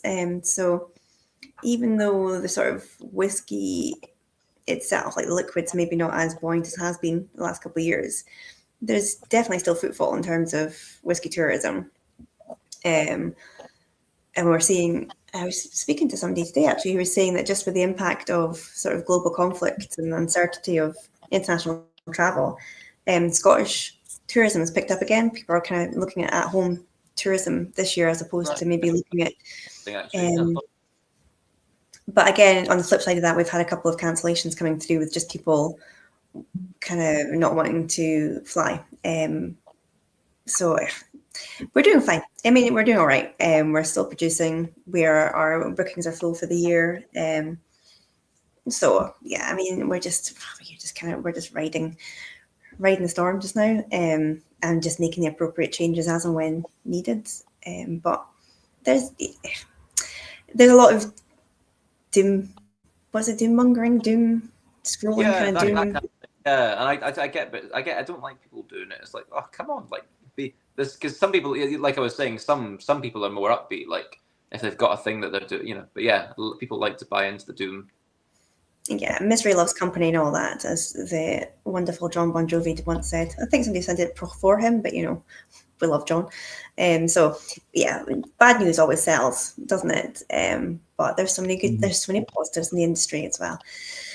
So yeah, we're kind of quarter way through the year, and tour season's a way to hit, and it's all looking good. So I'm taking that as a positive, to be honest. And Glengarry's been mentioned about 6-7 times in the chat, so as long as I can keep subtly banging that in there, pay my wage. I like it. Well, you'll have to recommend if we were to buy a single cask of Glengarry, what age and style would you most would be your choice? That is 11-year-old repo bourbon. Okay. Say again. What did you say? Sorry. An 11-year-old repo bourbon. Yeah, so like Glengarry's got such a good new make spirit. I love it in a bourbon cask. There's this like point in the 90s of Glengarry that I absolutely love, and it's one of those weird, like nearly every distillery's got this kind of point in time that nobody can quite figure out why that was a good bit, but it just seems to work. Like the Nevis effect type of thing, yeah. Exactly. And the last couple of 90s Glengarry's we released 91, 92, 93. I tried 98 out the cask the other day in the warehouse.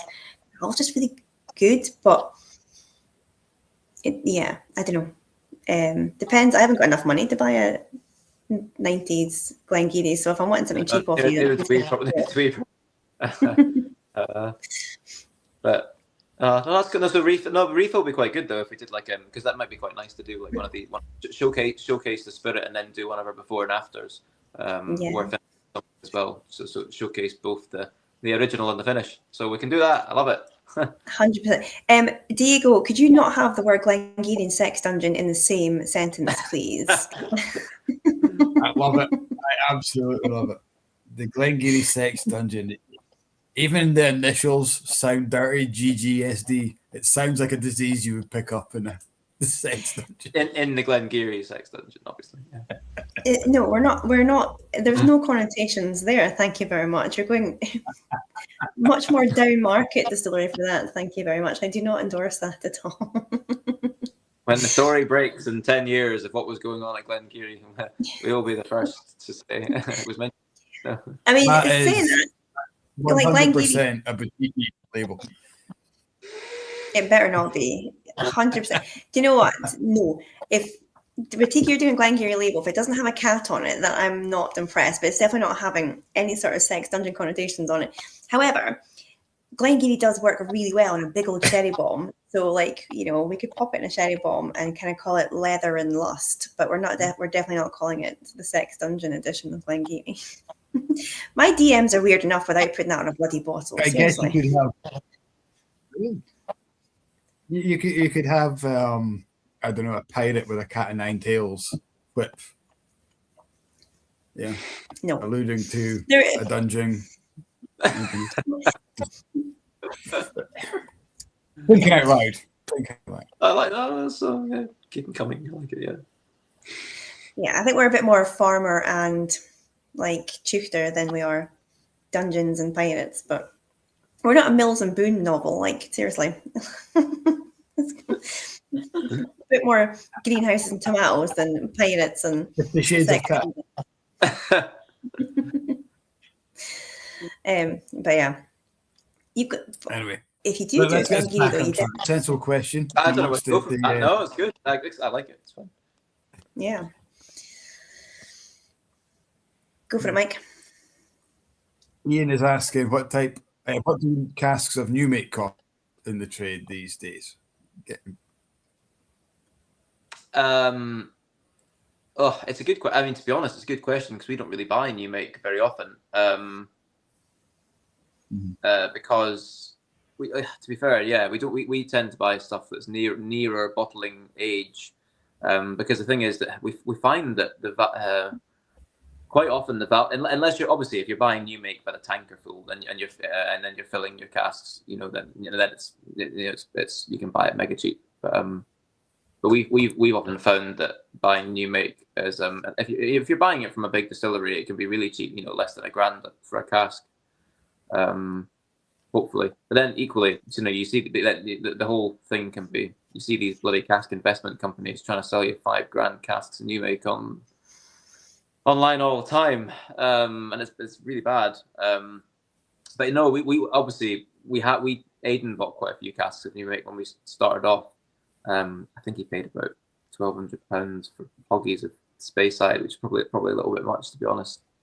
But no, yeah, if anyone's trying to charge you lots of money for new make, it's probably not a good thing. But then it's hard to paint all distilleries with the same brush, obviously, because then you could get brand new distilleries that are only filling like 50 to 100 casks a year. It's a bit more special than just like bog standard.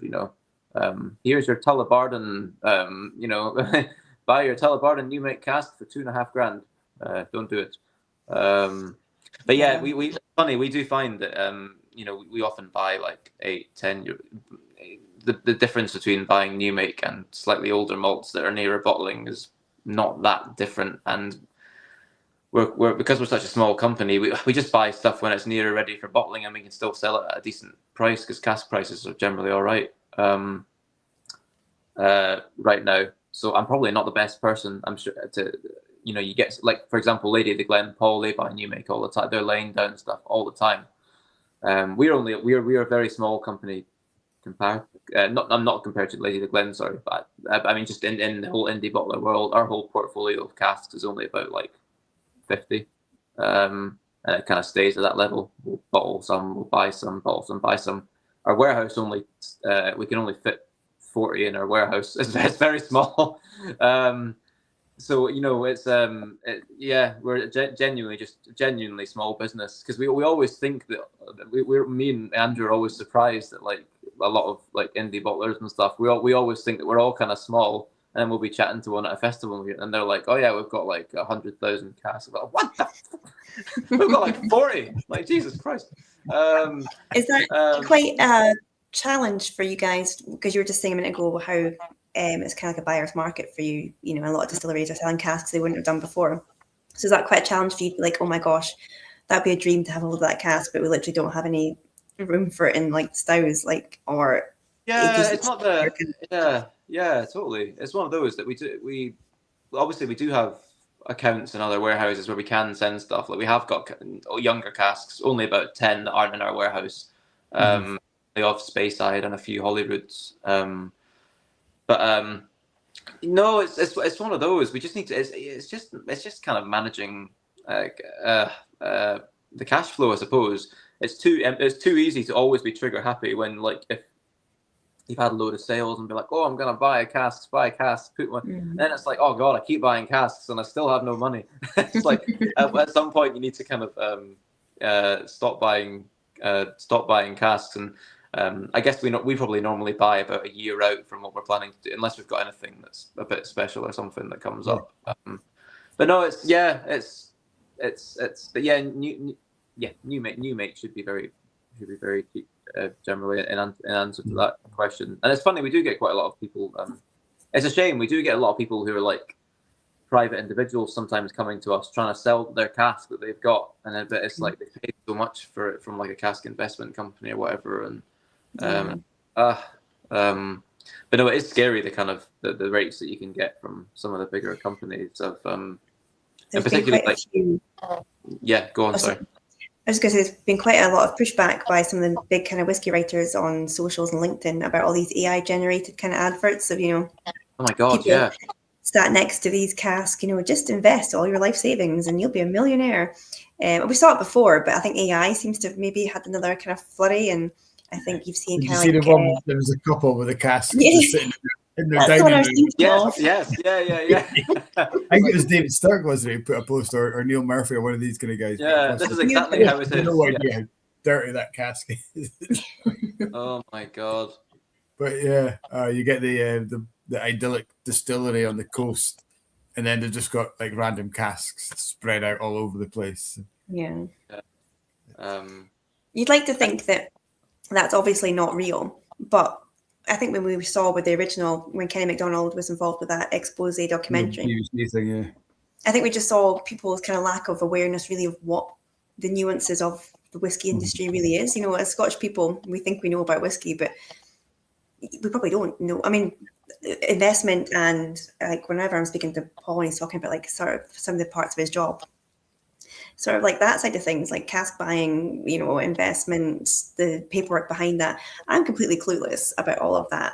And I work in the industry. So you imagine that most people out with the industry are trusting what these kind of experts, these brokers are telling you, and buying in good faith and handing over money thinking, oh, I saw that bottle from Macallan sell for £250,000. So of course that cask must be worth it. So I totally see how people are, you know, I've got all amount of sympathy for people that are actually looking at these things and believing it, because a lot of them, I mean, that picture of the cask on the dining room table, if you believe that, then I think you maybe need to have a word yourself. But a lot of the other things, here, take my money, put a cask on my dining room table. I think there's a lot of consumer error in that. I know the industry has been shouting about it for years, as you know, don't do it, you know, or not don't do it, but be very careful, you know. And it is, you know, you're right, Kat. They've specifically targeted people who have no connection to the industry. They're looking at, and these are the guys who get hoodwinked. But you've got more sympathy than I do, because I think if you're going to pummel, I think one person on that expose spent like 75 to 100 grand on casks. Mm-hmm. I mean, you would never buy a car without a test drive. You never buy a house without viewing it. Why would, you know, that amount of money? You've got... I mean, you get the sad thing about like some of these casks never even being filled or existing. It's crazy. We found that that's what we've had a lot of joy with the kind of small batch bottling thing. It's because a lot of people think they have to. We get a lot of people who have bought a cask and then they're like, oh, I don't know what to do with it. Like, will you buy my cask? Because I bought a cask But I don't want 250 bottles. And they told me that the tax bill is going to be this much when we bottle it, like $5 grand. And I was like, well, yeah. And then so it's like, well, so that's why we've just, it's been nice offering out. We've just got like a price list of all these casks that we've got, and it's like, this is the price for one bottle. Like, don't worry about bloody buying a cask. Just if you want your own bottle of whiskey with a label on it, then you can. Yeah. Because a lot of people buy these casks of whiskey with no idea what they want to do with them. And then that's the biggest thing. Is it's the end game. People have no idea of the other end of it, and that's something. Maybe as an industry, we need to be clearer about is, why are you buying the cask? What is your end game? What do you want to do? Is it a group? And this is the cost you're going to get. There's bottling fees, there's labeling fees. The duty is pretty much down the same price as the cask again. I know it's astronomical. The duty always blows my mind. Like, and it obviously keeps going up and up and up. Like the UK government, even going to the Fife Festival the other week, like we were the day before, I needed to take some more bottles out of Bond for more stock just for the festival. So I took like 36 bottles out of various types. And the duty in VAT was 1,200 quid just to get out of the warehouse. It's like, ouch. It's one bit of advice I always give. People had say that there's 10 friends or 8 friends, whatever, and they say we want to buy a cask. What's your advice? As open a bank account, each of you stick in a tenner a month into this bank account. Don't touch it until it comes to the end of whatever you want to do, because you'll need that for the duty. If there's 10 of you, that's 100 quid a month going in, and just use that as the savings account, because you'll be hit with charges you never thought of. I think it always reminds me of one of the most honest chats we ever had was with Phil. Who did it's Phil, isn't it? Oh, Phil Fraser. Yeah, Phil Fraser.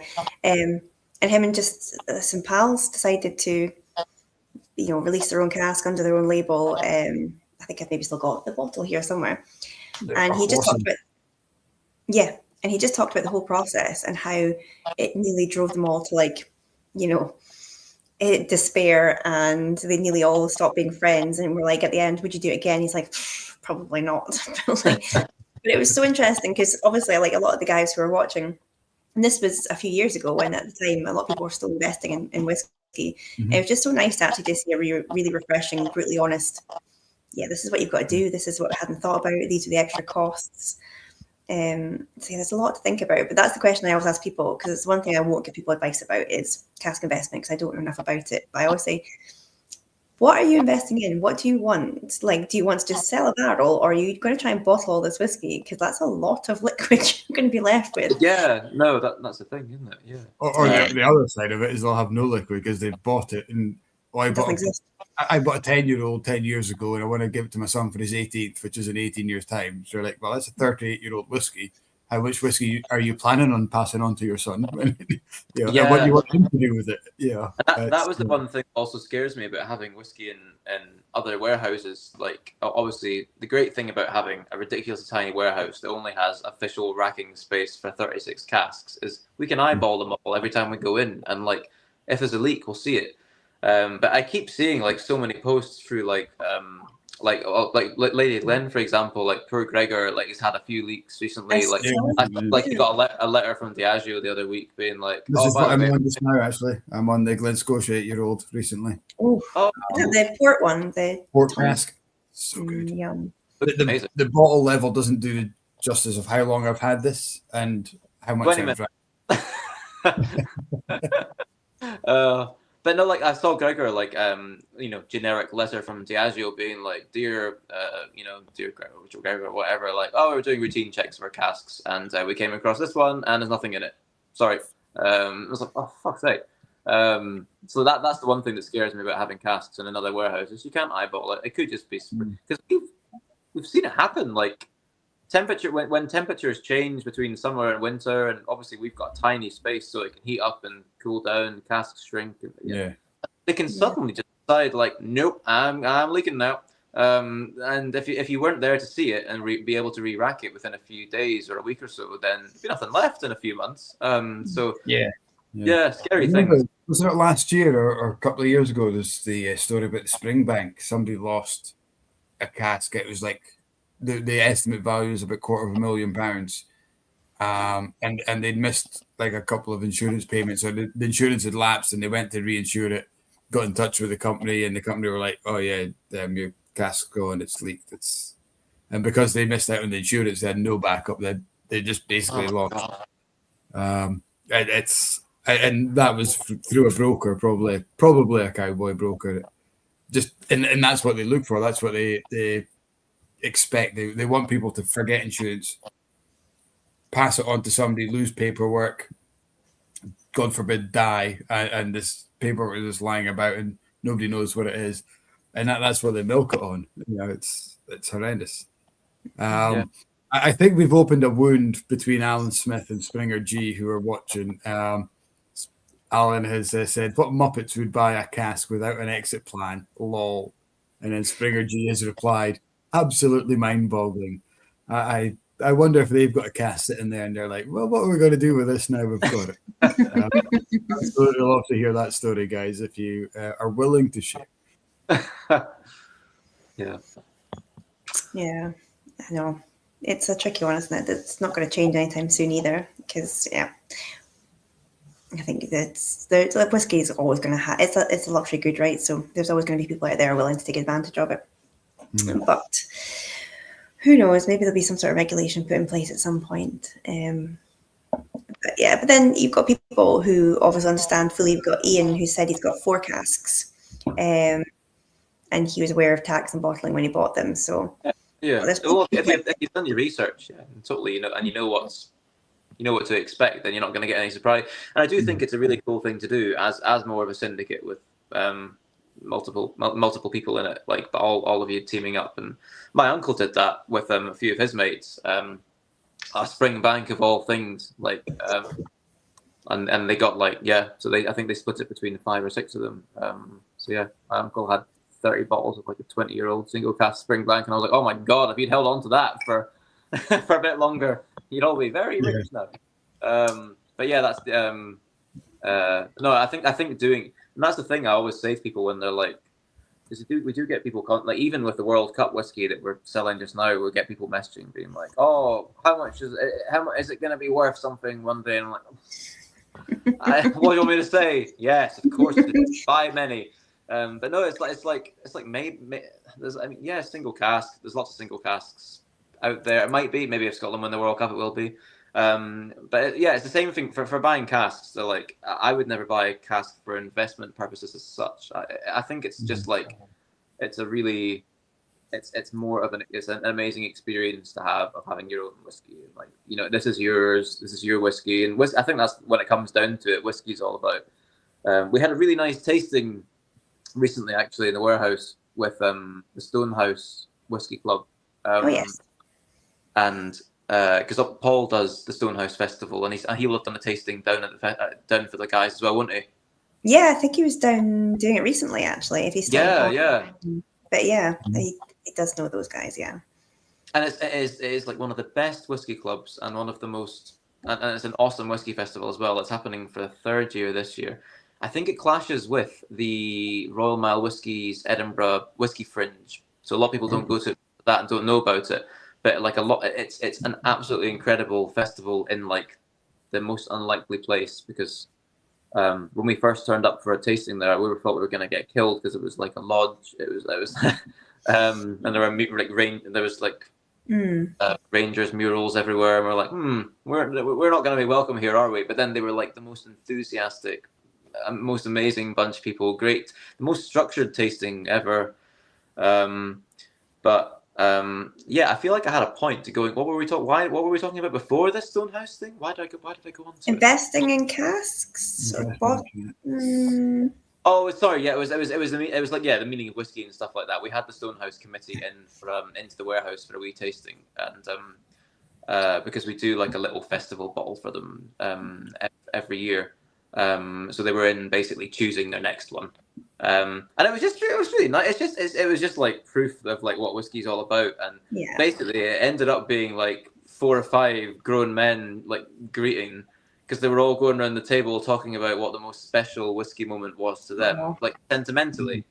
And that's what whiskey's all about generally. Like when you had a dram, it might not be the best dram that you ever. They were talking about what was the best dram you ever had, and it was mainly about where you had it, who it was with, special things like that. And that's what whiskey's all about. You know, it shouldn't be about nearly every week we say the exact same thing, and it's proven time over that often people's best whiskey is not, like a really old Macallan that was found in a shipwreck. It's like just a Glenorchy off of Lidl's that, we were out with your mates, and it was like, yes, you had that kind of moment in time where you're just enjoying it. Yeah. It was just good fun. Exactly. And that's what it should be. That's all about, definitely. Although I think I would love to find a whiskey that was on a shipwreck. Maybe not a Macallan, but like shipwreck whiskey sounds cool. Yeah, something. Yeah, that'd be cool. What was the one that they found in a castle wall? Where was that? That was like recently, wasn't it? Blair House, wasn't it? Where the or the one more recently than that. No, maybe. Yeah, they found they reckon it was the oldest whiskey, and it happened to be where the keepers of the Quake meet every year. Oh, okay, that's cool. Because they got whiskey sponge, Angus to sample it in. I think it had been re-waxed or re-sealed at some point. And yeah, imagine being the first person to try something that had been buried in a wall for 500 years. I'm like, oh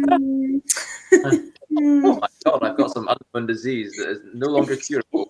Pleurisy. Oh my God, I've got pleurisy, for God's sake.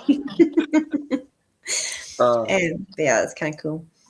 Yeah, that is like whiskey. So I always say like whiskey's like bottled time, isn't it? Like when you think you've got to pick up, like if you like some of the bottle, like the casks in your warehouse or like our warehouse, whatever else, if it's 30, 40, 50 years old, can you imagine like some of the folk that made that are maybe not even with us anymore? It's like, and when you think back to like what was happening in that decade, it is these little, and that's what I love. Like it's just, it's more than just liquid itself. I was speaking to Paul about this as well recently, because we're talking about Dave Broom, and you've got Dave coming up to see you soon, Mike. It's the way he talks about whiskey as well. He always has talked about it as more than just liquid. It's not just you collecting, it's not top trumps of you collecting numbers and maturations and names. It is more than that. It's a cultural heritage. It's those moments we all have of like remembering the bottle coming out, especially if you're Scottish. Whiskey came out at christenings, birthdays, weddings, funerals, Tuesdays. So we all have those kind of special kind of introduction moments, but then it's just it's bigger than that as well, because we've all got these different connections, different areas, and the way that you do with the kind of Pictish connection too. There's just so many layers and nuances to whiskey that's more than just, kind of collecting the best release with the fanciest decanter. So yeah, there's a lot behind it, which is very cool, because it means it's going to survive the next couple of years at least anyway and keep going. The moment in time thing is totally right. And even if it's not like mega old whiskey as such, like I really like, I was chatting to a pal, Laurie, who runs Laurie Black. Yes, Bevy. Yes. Yeah, really nice guy. He's lovely. Really like Laurie. a lot of time for Laurie. Really nice guy. And we both love like trying old blends. And just so like most, every month or two, I quite like because we're Fife based. I quite like dipping into the auction house that's literally next door to Lady of the Glen, the Just Whisky. Yes, one. it is. I know this. Yeah, literally next. So because you can pick up blends there of nothing like exceptional, but in terms of like at the time it was a bog standard whiskey, whether it's like a Hague or whether it's like a black and white like Buchanan's or whatever it is, or Johnny Walker or something like that, or brands that don't exist anymore. But just getting stuff that was bottled in the 50s or 60s and 70s, and you can pick these things up for like 30 quid, like, or 40 quid. The same price you can pick up something from like, a decent dram from a bottle, an okay malt from a supermarket. You could try something that was bottled 50, 60 years ago, and it's so different and so good and so fun 100%. just to experience like what was going on back when this was bottled. That's really cool. I love that. One of my biggest disappointments since we opened the bar was when it released a flight. Get my charger. It released a flight, and it's a 70s vintage. So I've got 12-year-old teachers, an 18-year-old white Mackay, and 8-year-old white Heather, all bottled in the 70s. And I thought this is going to fly. And it was like I've maybe sold 1 or 2 flights. I'm like, really? Oh my god, that would be the first thing I'd get when I came in. Yeah, the whiskey's great.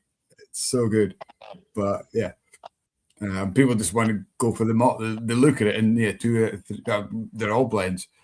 And be like, why would I drink that? Because it's fucking good whiskey. That's why. Yeah. Oh, and it doesn't taste like it's like the old tasting notes of like the. I don't know, like waxy, polishy furniture. It's so good. They don't make it like that anymore, honestly. They don't get a chance to, do they? No. It's a bit like that nowadays that your bottles like that would be as expensive, if not more, than the malt market because they would have to be buying this premium malts that people want to keep for themselves. Yeah. It's a funny rabbit hole I got into, funnily enough, because after we moved, I live in Steps now, just north of Glasgow, and after we moved here, I was just on a wee walk around the woodlands near our housing estate and discovered, also through chatting to a pal, Craig Simpson, who used to co-run Spirit of Alba down in Kirkintilloch, closed. Everyone knows he's got the purple hair, so he's quite recognisable online. But yeah, there's an old ruined distillery just in the woods next to my house that was closed in the 20s, but then the warehouses were still there until the 80s. Called Gartloch Distillery, and it was like a grain distillery that was owned by it was DCL latterly, but James Calder and then Buchanan's, and there's a lot of whiskey history around here, so it got me looking into it. And then the old Buchanan's plant is also in Steps that closed in like the mid 80s, and they used to produce all the black and white in that big blending facility for about 20 years. So it was that kind of local, just from moving here, that got me into looking into the old blends and buying some of them. And yeah, I've never gone back really. I can highly recommend it as a fun and inexpensive way to try really old, not age statement old, but old whiskies. Yeah. It's talking of good blends. Yes. Ta-da. Oh, hey. On brand, is it? While you were offline as well. Say again. I mentioned teachers while you were offline as well. You did. 70 teachers. Yeah. And funnily enough, that's what Laurie Black swears by. I think is it 70s or 60s teach? I think or 80s. I can't remember, but yeah, teachers from one of these decades is like his favorite whiskey blend. Didn't know that. That's so cool. So I've been preaching about teachers forever. It is amazing, but like proper kind of old, like direct fired, like bit dirty, kind of heavy. Just so good, so good. Have you tried the teachers we've got in the bar?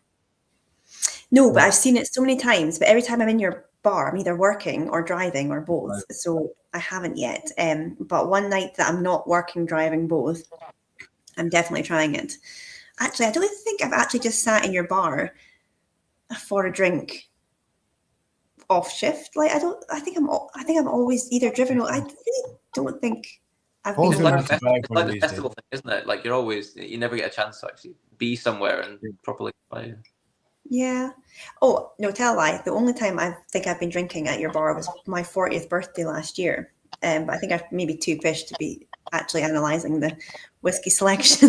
I don't think we had it in at that point. I think it was later on in the year we had it. Yeah, no, we'll definitely need to. Yeah, one night Paul's driving, I'll come over and try your. Talking of Stonehouse, I think maybe Paul got. I think it was maybe the Stonehouse Whiskey Club. I think it's somebody he knows there got like a 1980s teachers to try, and it's got that really dirty, funky kind of coal, kind of sooty kind of. Just love it. Love it. So good. Yeah, love that sort of stuff. You don't make it like that anymore. Anything really. Yeah, and it's just such a beautiful distillery. I've got so much time for Ardmore. It's just absolutely gorgeous. It's like kind of industrial functionality meets Victorian beauty, like mashup. It's just absolutely gorgeous, and it's one of just the best preserved historical archives of any brand in the industry. They've kept everything. It's like a new pin. It's insanely cool. Sorry, go on, Mike. Sorry, I was going to say all it needs is a good core range. Well, Ardmore or teachers? Ardmore just needs a good core range. It's one of those. The single casks are generally quite very good from Ardmore, aren't they? Yeah. Fucking bang it. The best, in my opinion, I've said this so many times. If I could buy any distillery, it would be Ardmore. It's got the quantity, it's got the look, it's got the style, it's got the spirit. You buy an indie bottle in Ardmore, and it's 9 times out of 10, it's fucking awesome. You buy a Legacy off the shelf, I'm going to stop you right there. You looked at my bottle of Tamnavulin that my son got me for 23 quid out of Tesco and said, yeah, quality, banging, nothing wrong with it. There is nothing wrong with the Legacy. So 100% there is nothing wrong with the Legacy. It ticks the box. It's not pretending to be anything it's not. Well, maybe we're spoiled. Because of the high bar that's set by the single casks, maybe. But the port cask, like your recovery there, Ian. The 12-year-old port cask that you get in the same tube as the Legacy is phenomenal. It's one of my favorite ever whiskies. That was a travel retail though. It was never released for like just. It was. You could pick it up on Amazon for about 40 quid at one point, and now I'm having to scour the depths of. I'm just looking at Ian's comment. Sex Dungeon Hell, Glengarry. Ian Abernethy just said, "Mum and Dad are fighting again. We have started arguing, like bickering on the Blether. We've been doing it for too long. We were bickering last week when Dave. Who was dead the week before when Dave Worthington was on as well. But yeah, I think I just think it's such a beautiful product, such a beautiful distillery. Look at what all I'm going to say is if you love Ardmore, I would say it's the waiting game, Mike. I wouldn't give in just yet. Like, time brings you all sorts of treats. If you love Ardmore, don't buy Ardmore from this supermarket. Buy it from somebody like Ian and FIB or Berry Brother, or any 100%. Definitely buy as much Ardmore as you like, but definitely don't discount the Legacy, because it is such. As is any core range of a distillery, do you exclusively buy the core range of any other distillery because it's your favorite? No. There's less choice with Ardmore, but it doesn't mean it's Ian, you can go home now if you want, Ian. You can leave. Oh no, it's fine. I quite like it. We've got I think we've only got one Ardmore in at the moment, but it's being like it is cooked to death in one of our casks actually. It's like mega over stewed, but it has its purpose. It's been in like a French red wine cask. Is the grapes called Mourvèdre. Which is a kind of I don't know. Have you heard, I hadn't actually come across Mourvèdre before. We were offered it by the winery. It's like a big fat red grape that they usually use in blends to kind of beef them up because it's such a big viscous liquid. It's really dry from the south of France. But we've got a good wee thing with a winery down near Perpignan, and they'll send us a few casks here, which is amazing. So this Ardmore is well overcooked in this Mourvèdre. Like the color of it is stupid. It's like black port. It looks like port, but it serves a very good purpose in our Pictish boar that we bring out every year, which is like a little bit of that Ardmore and then which is in the more verdure, and then we've got we'll use a grain that's been in a banyule, whether it's a Cameron Brigg or a Strathclyde or something like that. So that'll be like the sweetness, and then we'll get the big beefy kick from the Ardmore, but only like maybe 20% of the blend will be that. But yeah, it's one of these ones that we need to check, that we need to. It's funny, as independent bottlers, we always get questions like, how do you know like when your whiskies are ready to bottle, like blah, blah, blah, blah, blah, or do you turn your casks or whatever, and like how do you know your whiskies are ready to bottle? And it's always like the copybook answer that we have as well. Oh, we check them every week, blah, blah, blah, blah, blah, make sure that they're and then the reality of it is like me and Andrew being like, oh my god, we haven't tasted that in 6 months. Quick, do something with it, get it out, use it. Ooh. But yeah, that's yeah, it's good fun. But yeah, with that the only Ardmore that we've got is well cooked in red wine at the moment. But for those people who like those extremists in the whiskey industry, I'm sure they'd enjoy it nonetheless. I was just thinking about you saying in the green room, or maybe you said it at live, I can't remember, because sometimes I just forget whether I'm live or not, to be honest, but you were talking about Leith the Glen. I'm literally just messaging Paul, that's why I'm saying Leith the Glen. We're talking about fragrant drops. Oh, yeah, yeah, right. And you're saying you hadn't tried or didn't own any, but it just reminded me, I've never opened it. It's the Ardmore. Mike, there was mezcal on it. Oh. Yeah, I got this from you, Mike, but is that the one you really liked? So good. I got it from, I think it was Speyside, the indie festival this time last year, because I got it from George, and he was selling them. He had some that were reduced because there was something wrong with the bottle or the label. They were selling label discrepancy ones for really cheap. That's exactly it. That's exactly it. And it's obviously been sitting on my shelf for over a year now because the dust on that is obscene. But it's just reminded me that I haven't actually opened that. So that might be that cooked kind of agave note that you get from a mezcal and Ardmore's light peat. It's just it's so good. But they also did an Ardmore in a dark rum cask. I didn't like that one. Did you not? I found it really kind of burnt sugar, caramelly kind of flavor. It was so good. Yeah, that's not my vibe. But I remember I tried your one. You love a rum cask. I'm yet to be won over by a rum cask. If anybody's got some suggestions of a rum cask for me to try, bearing in mind I do not like rum. I like mezcal, but I don't like rum. So, Iain, have you got any sort of shout outs of who we should be looking at tomorrow other than yourselves? Obviously, we're going to come to visit, not tomorrow, Saturday. I'm a day ahead. I was like, oh my God, are we going? No. To be honest, I don't actually, it's been such a fraught week. I haven't really looked at the whole list of who's going to be there. But our favourites that we always, our best pals, I suppose, in the industry are like, Tricara.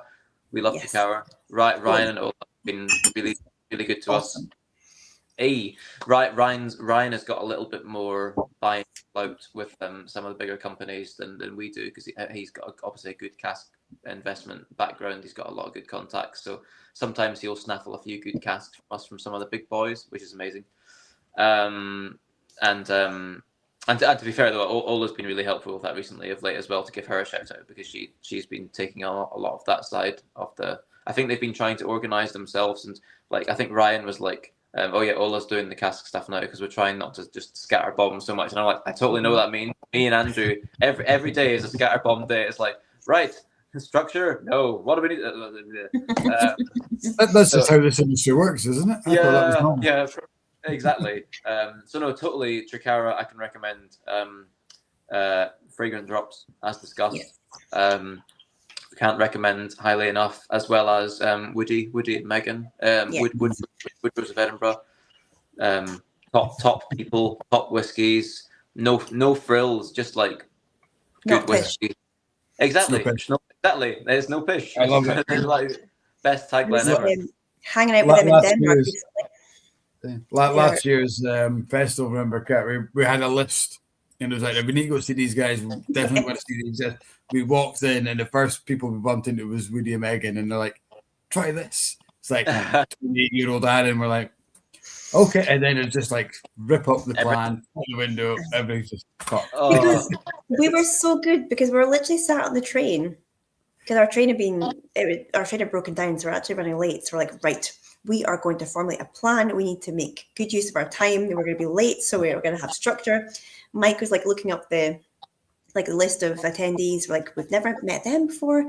Let's ask them about the Blether. These guys are really interesting. Yeah, 5 minutes in the place, like, ooh, Megan Woody. It was like Megan Woody, then Greg Ucker came along, and then we met Mike Billett and Willett. We were done. All within like 30 seconds. We're just like, yeah, okay, let's just yeah. Obviously, Lady of the Glen as well. I think those would be the big four, I'd say. So, like, yeah, Lady of the Glen, Woodrose, Fragrant Drops, and Chikara would be my big four to 100% see. And come say hi. We don't bite. Andrew does bite. Might bite back. You never know. We're from the northeast. We might bite back. But we'll 100% be coming to see you. And everyone who's on the chat who is going to the festival on Saturday, please come and find us. Mike and I will actually be arriving separately for once. We don't actually arrive everywhere together. Definitely come and find us and come and say hello. And I've just realised that it's like 2 hours, 10 minutes in and we're still chatting to you. We honestly better let you go soon. You have got a lot of whiskey to pack for the weekend. We're running a wee tasting in the warehouse tomorrow. We haven't even turned our brains to what we need to pack. So we'll get there. We will get there after the tasting at like 4 o'clock tomorrow. When we're in the warehouse, like, what do we need to do? Where's the card machine? Where's the banners? All that kind of stuff. Don't forget the card machine, and we're definitely coming across to see you. It'd be awesome to meet you in person. Yeah, no. Obviously, we met Mike last year's one. Were you down with? I'm trying to think. Were you with the Canary Head guys, or am I making that up? We spoke to them because you were next to Finn Thompson, weren't you? Quite possibly. I was trying to remember who you were. You were with someone when you came. I bumped into Matthew at the festival. It wasn't Matthew. It was Matthew. Yeah. Right. So we weren't with him, but it just so happened we're at your stand. Yeah, got you. I think we met at Finn Thompson and moved on to your stand at the same time. We did. Nice. Sorry, I must have met you actually in person because we tried your McMyra green tea cask. I just couldn't remember if it was you or Andrew. To be honest, my brain was so mashed, and I probably obviously wouldn't have known who you were at the time, which was a sin in itself. Should have done. But now we will, obviously, and if we don't, then you can slap us and be like, Jesus Christ, guys, get it together. Although, to be fair, if you go to Andrew, he might not know who you are. He might not. If you get slapped by a flat cap, then it's me. Don't worry. Well, no, it's all good. Well, we did meet you. No, I won't forget either of you. Don't worry. It's all good. I'm excited for it. It's going to be really, really good fun. And for all the guys that are heading over, please come and say hello to us as well. Really excited for it. And I think Mr. Stirk's probably not watching anymore because I would imagine he's got a lot to do. But if Mr. Stirk is still watching, we're all very excited. And thank you so much for putting this on again this year. It's going to be good fun. You know what? I've booked a room. I am able to stay. You're not staying with Willis. Where are you staying in Leith somewhere then, or? It's about 15-minute walk from the theatre. I got a Airbnb, so it's probably going to be my last whiskey festival where I had to get to the train after. It took me an hour to get to the train. I missed the train. I had to get a taxi home. I looked on my sat nav or my Google map afterwards, and it should have been an 8-minute walk from where I was to the train station. So I'm not fully. I thought you went home with Chris. Did you not go home with Chris from Little Brown Dog? Oh no, not that festival. The last that was an Elgin festival. Right, sorry. Yes. When I was so I'm not confident I'm going to make that 20-minute journey. It's probably going to be like a 2-hour wander through Leith before I find my. Yeah, it'll be fine. We'll point you in the right direction. Great. You'll be great. Real good. But yeah, we're gonna let you get off because Iain, I'm sure you've got loads to do before this festival, and yeah, I'm very conscious that we've kept you for ages. No, it's all good. No, it's been amazing. It's been amazing to spend a bit more time with you in this virtual space, and I'll obviously look forward to meeting you at the or seeing you again at the festival at the weekend, and definitely, we'll definitely have to chat more going forward, like in a Blether and non-Blether capacity as well. 100%. Yeah, I would love to get some Pictish ideas and maybe No, totally. It'd be also, we're right there in that kind of community as well. So the Pictish Whisky thing, I think there's not many people in the Pictish Whisky community, so it seems stupid that we aren't doing something. So we probably should. Yeah. Yeah, 100%. Definitely. And if you're ever up the road and want to look for Glengeary, give me a shout and we'll. Oh no, 100%. It's one that we've not done, and Aidan, we never did it with Aidan. There's a few in that neck of the woods that we didn't actually do. We didn't really base ourselves in that neck of the woods for any tours. So no, 100%. I will do. It's been too long since we've been up in the northeast, so we'll get up there. You know how to find me. So yeah, please do. You and Andrew you're both welcome, of course, definitely, anytime. Mike, you're to ask me who's on next week. Give me 2 seconds. While you're doing that, I can't not leave without giving a shout out to our local guys. These guys are like 10 minutes from where we are. They'll be at the festival. Check them out. They're brilliant. Sorry, that is a shout. That is definitely a shout out as well. Sorry, they should have been a shout out too. My bad. Their new range is fantastic. This is not from the new range. It's a Bracklad about summer last year, but definitely give them a shout. And Iain, if you do get the chance to go and mingle with Chris and Andrew, because I think Andrew's going to be there this year. He wasn't there last year. Oh no, they're both. We were the one time that we went to the Scotch Whisky Awards, the one that they won. We were at the same table. Oh. They're top guys. Really like Andrew and Chris. Well, you saw that purple suit in person. Yes, I think I did. Although I feel like I should remember that better than I am just now. So maybe I'd had too many. Maybe you blocked it. Maybe you've just blocked it from your memory. Maybe Chris is the one with the long hair, right? No. No, that's I'd say Andrew's brother. Sorry. So Chris is the other chap in the video who's got got you. Yes. Yeah. He's the quiet one. I'm ready if you want to ask me who's on next week, by the way. Okay, who is on next week? Spontaneously. Well, thank you for asking. We have John Coombs from Annandale. He is the UK trade sales advocate. I didn't read that off my bit of paper at all. But yeah, Annandale Distillery on next week, which is awesome because we haven't really had anybody from the board. I just had a banging Annandale as part of a new range we've taken into the shop from it's kind of Gordon McPhail's called Spirit of Scotland. They've got that's why I brought him on. Annandale. Because I'm that well organised. It's a big link. Amazing. And if you're at the festival, I'm sure that you know how Woodrow's have got they've got their new. Obviously, I said that we do the blends to bring the price down. They've got their kind of the warehouse blend. The warehouse blend, but they've also brought out the Jane Street. Jane Street, yeah. Kind of the slightly diluted. Are they diluted? I think they are diluted. I can't remember. 48.5%. Yeah. So those ones, yes, Jane Street. Is one of them Annandale? Is it not? Am I right? It says on our website though. Like as soon as if you buy one, if you go on and have a look, they do tell you what the liquid is because the original date we had for you being on was their launch for Jane Street, and I was meant to be at it, and you guys were going to it. Yeah, we went there. Yeah. Mm-hmm.